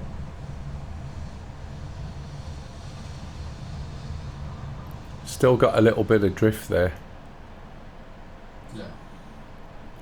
Right, so there's a nice line Let's have a look at the targets. We'll go around onto the 2GP, put this back in the middle there. Usually when you drop clusters you want maximum sort of thing. If we just drop in the middle of the line we'll get some. If there was, if there wasn't so much wind, you can wipe out so many of those things in one hit. I'm going to do a quick tight turn. Now I've got another bomb which is already selected, which should be set up, oh this is too close, which should be set up with all the correct parameters that we needed. So let me just pop in here, zoom in, move this, wind is over there, so I'm going to drop it about there. Okay, so at least take those tankers out and a few others. I'm going to change this back to CDU. Going to change that to function sys, go to LASTE, go to wind, keep an eye on my plane, change it to none, just so you can see what it's like with no effect on. Target is just over there, it's pretty damn close. How many miles? We're only 6 miles away. So usually when you're learning anything like this, as I said last week, give yourself about 20 mile, because if you don't know stuff off the top of your head, you're sort of having to think about it, work out what you're trying to do, and you'll be right on top of the bomb before you know where you are. 20 miles, a good sort of range. So what I've got to do is turn round, align the bomb. I'll do a quick turn round. This is with non-selected, and as soon as we can see all the targeting information we'll change it to both. Got to be careful, otherwise I will be too quick. Right, so let's get this approximate. A bit more to the right, nose up a bit. Watch it move around while I press this. That's where we want it. Fly level. Try and line everything up. Need to go slightly right a little bit. There we go. Bit right a bit more. You don't want to be in autopilot when you're doing this. Right a bit more, got to count down 20 seconds. Just right a bit more. That's good enough. As soon as that ball drops, press and hold the button, don't let go until it's dropped. Through the 3-9 line pickle. Okay, fly straight, make sure your plane's there. Get down to the floor quick, F6. There it is.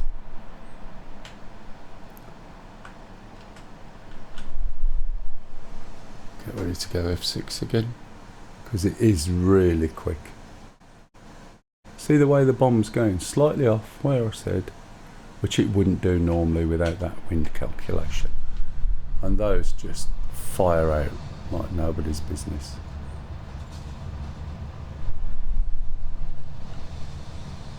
But you can see how strong the wind is, and yet, you know, even though they're on parachutes, they drop quite well.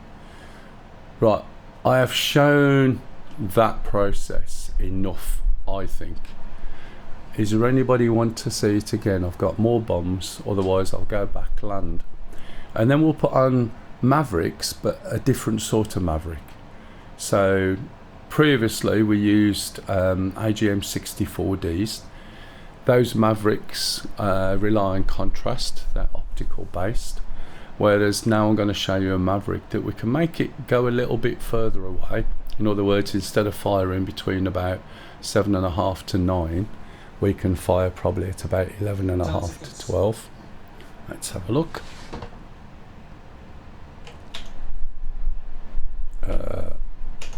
Has it gone? Oh, there. Oh, 10 seconds to drop, wasn't it? There it is.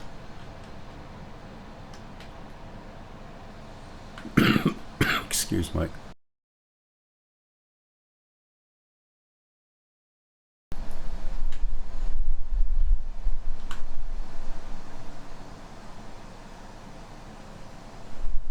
It's drifted a little bit. I think his point may have been a little bit over. Let's get in. See, this thing's spinning round the way.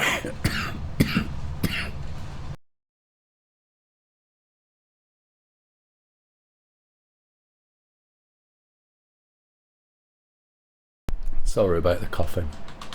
It's getting a bit warm and it will make me cough. You okay with that?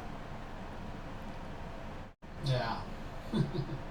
The thing is, having a look at how that works is better when it's nice and clear and everything else. You'll see a much bigger impact. It's quite difficult to see. And if you just put your target in one place and you don't move it at all, you'll see the different places where your bomb actually comes in and where it ends up. I just tweaked a bit and allowed for the wind a bit, and that meant that the bomb would go where I wanted it, but I'd allowed for the wind a bit, whereas in theory you don't have to. It should allow for the wind, but we'll see. You'll still get a bit of drift. Anyway, I think that's it. So what I'll do is I'll dump these bombs. We'll head off towards the base. Again, I'm going to use a function on here. So let me go into a circle or an orbit, which is altitude autopilot. Make sure it can hold it first. If you're too tight and you're not fast enough, it'll drop. And then we'll go function nav, and then we'll go divert, and we're going to go to Krasnodar Central, which is 1, 2, third button up, that one. So now it's set everything for Krasnodar Central. So this is a feature that the A10C has. I've mentioned it before, and it's always good to demonstrate when you're coming into land. If you're in a place you have no idea where all the air bases are, in the A10C they'll all be programmed in. You do a divert, it sets all your systems to that place, and you've got information here about the runways 9 and 27. Okay, the reason, sorry, I'm doing it up here, I'm using this upfront controller and my MFCD. You can look down here. All that is a mirror of what's going on here, but to make it work here I'd have to turn this button over to the left, and then I'd hit nav, and then I'd hit divert. But instead I've still got visibility about what's going on around me, so this is a nice easier way of doing it. So let's have a look at the base, Krasnodar Central, and it says 9 and 27, and this is just to illustrate that when you're in the Caucasus, just be aware. So we right shift and K. Those that obviously know all of this, just time to make a cup of tea. And then we'll go and get some different Mavericks and show you how you could, if you wanted to, kill a worm, which you're never going to do with the other Mavericks. So we're looking for Krasnodar Central. It'll be coming up soon. Okay. So if you notice, look at the sort of nearly horizontal line for the runway. It says 261 and 81. So knowing it's 261 and 81, if we look back, it tells me here it's 27, which is 270, and 9 or 90 degrees. If I set everything up to 27 or 9, when I get to the runway, I am going to be out. I am not going to be going down the runway. So what I want to do is utilize the map, and I'm going to change my heading to 261. Okay, so I'm going to pull this round to 261, and it's telling me if I want to land on 261, I need to land on this line. If we look at the compass, we've got a few things going on.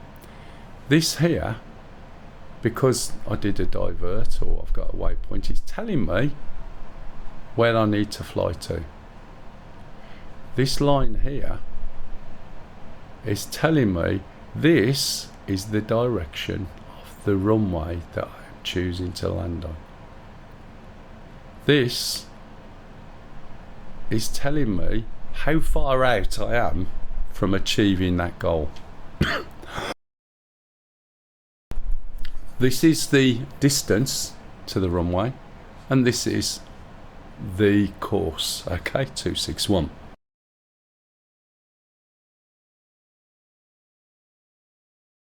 So now what I'm going to do is turn my aircraft round and fly towards this line. I'm going to fly perpendicular to it.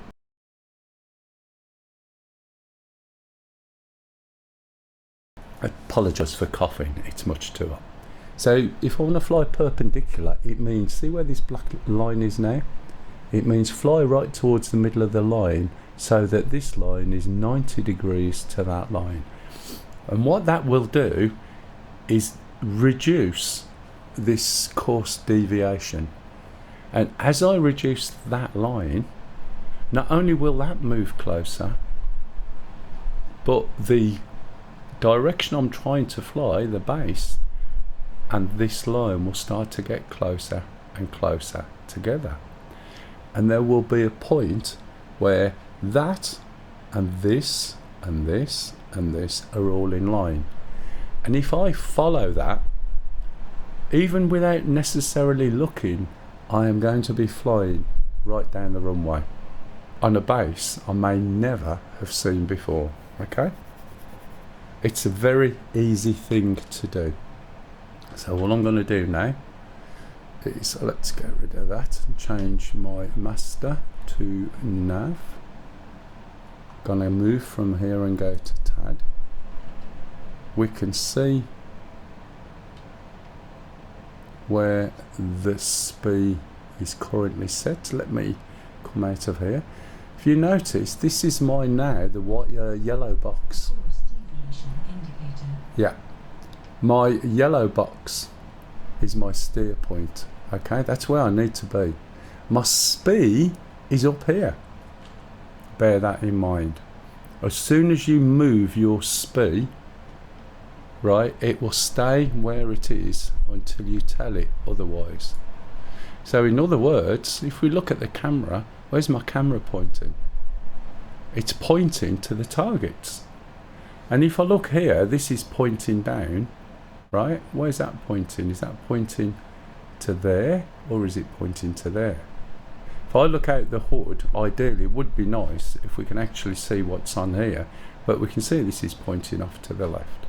So what we need to do is tell the speed to align itself back to the steer point. And when we do that, hopefully this will follow. Let's see. So what we do is China hat aft long, and you'll see this change and hopefully that change. Okay, and now my speed is aligned again with my steer point. We can also see a diamond, and the diamond represents where the camera is looking, the TGP. Okay, so ignoring those somewhat now, all I'm going to do is turn around to the left, and I'm going to fly towards the course deviation line. And it really depends on how far away I am to whether I'm going to follow it right down the middle or what. I'll show you why. Because when it starts coming towards you, it comes towards you quite quick. Okay, and you'll see everything start to line up. Now if you got the time to do it, I'm what, 27 mile away, that's fine. I'm also at 15,000 feet. So at the same time, I'm going to put my nose down, and I'm going to start slowing down as well. I'll put it on path, and I'm going to start using my air brakes to stop my speed from over accelerating. So I'm on a 5-degree descent. Let's pop that on. When you're on path mode on your autopilot, it will allow you to set a climb or descent, and it's holding the plane there on that climb. Okay, it seems to be a bit drifty. My speed's gone too slow, so I'm going to speed up just a little bit, take off some of the air brakes. I'm keeping an eye down here. Hey, and I'm keeping an eye there. Now, I should really radio in, right, and get what the QFE is for the airbase. QFE for the airbase. I'm at a bar in Lanzarote. Oh, watching on your phone? Or have you got a projector and you like talking everybody through what's going on? Are you at work or on holiday, Yam?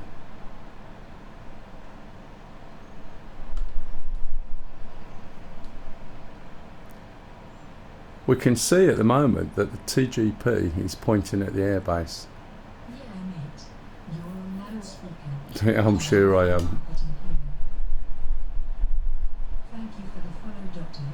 _Dracula. Send everybody asleep. Thank you for the follow there. _Dracula.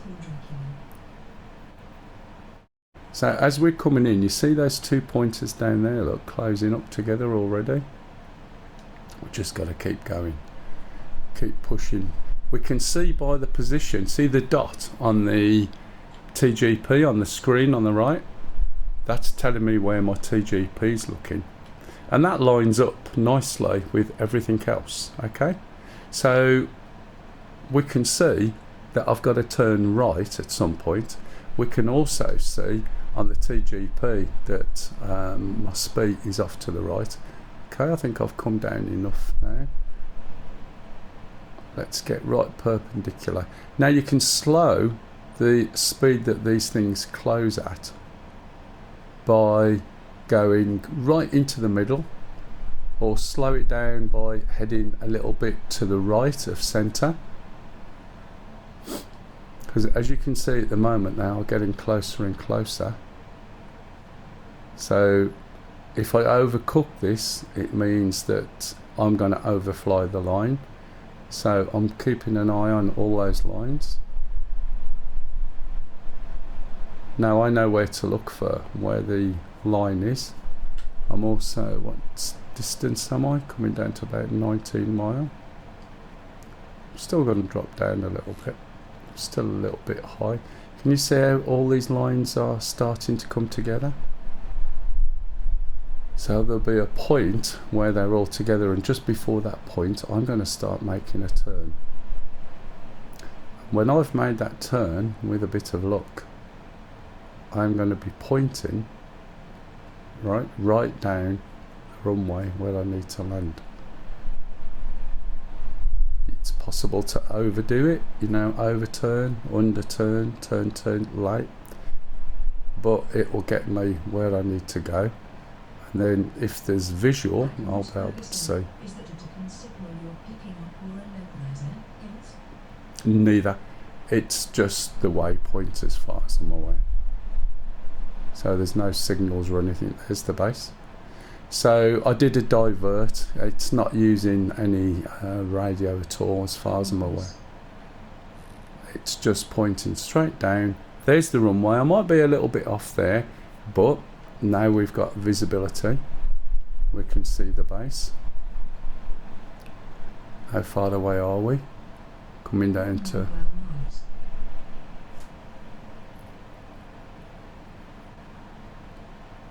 So there's the base. Distance is 14. So as I said, I should phone up. I should radio in for a QFE, but I'll do it visually.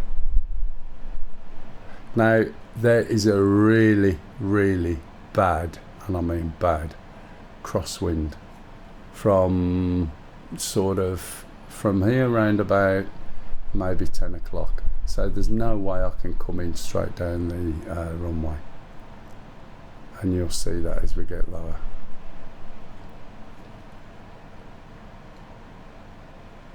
So we're at 6,000 feet. We're coming to 10 mile away. So I'll drop it down to about 3,000 feet. Crab time. Yeah, big crab as well. You landed already, pup? No, I'm landing up. Alright, I was going to say I'll watch you when I've come in, but I think you're in front of me. We should have crabbed in formation. Yeah.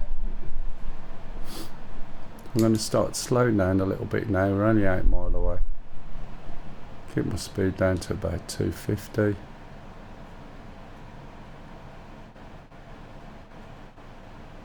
So as I said, I'll just do this visually anyway. So you see the way my hood has pushed off? That's because of the wind. I'm going a little bit too slow, just speeding up a little bit.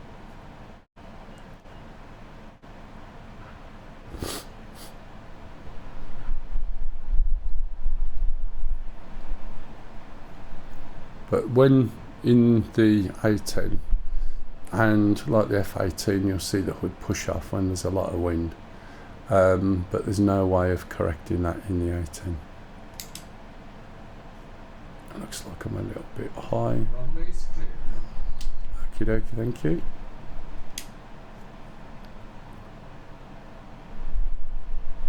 Got my speed brakes out.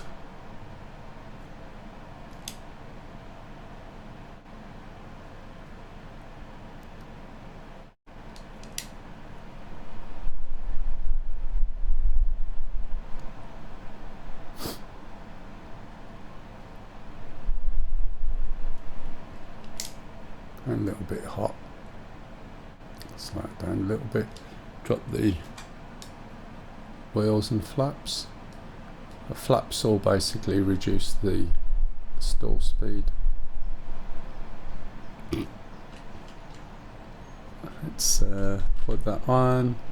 I forgot it was off. You can see the angle I'm coming in at. It's whinging a little bit. Wheels are down. Got a nice little donut on the left hand side.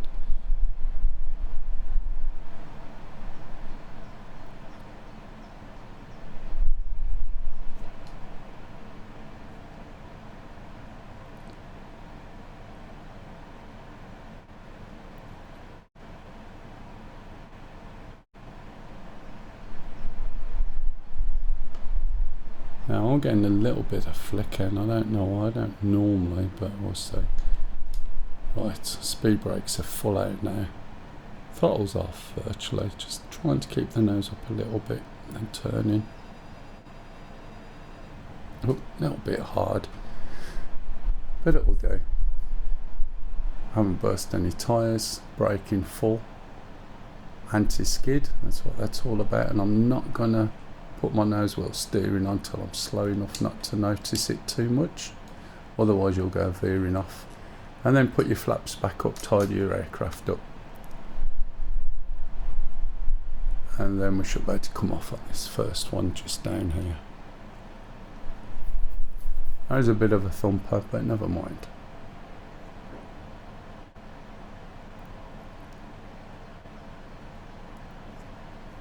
Oh, did I miss it? I think I might have missed that.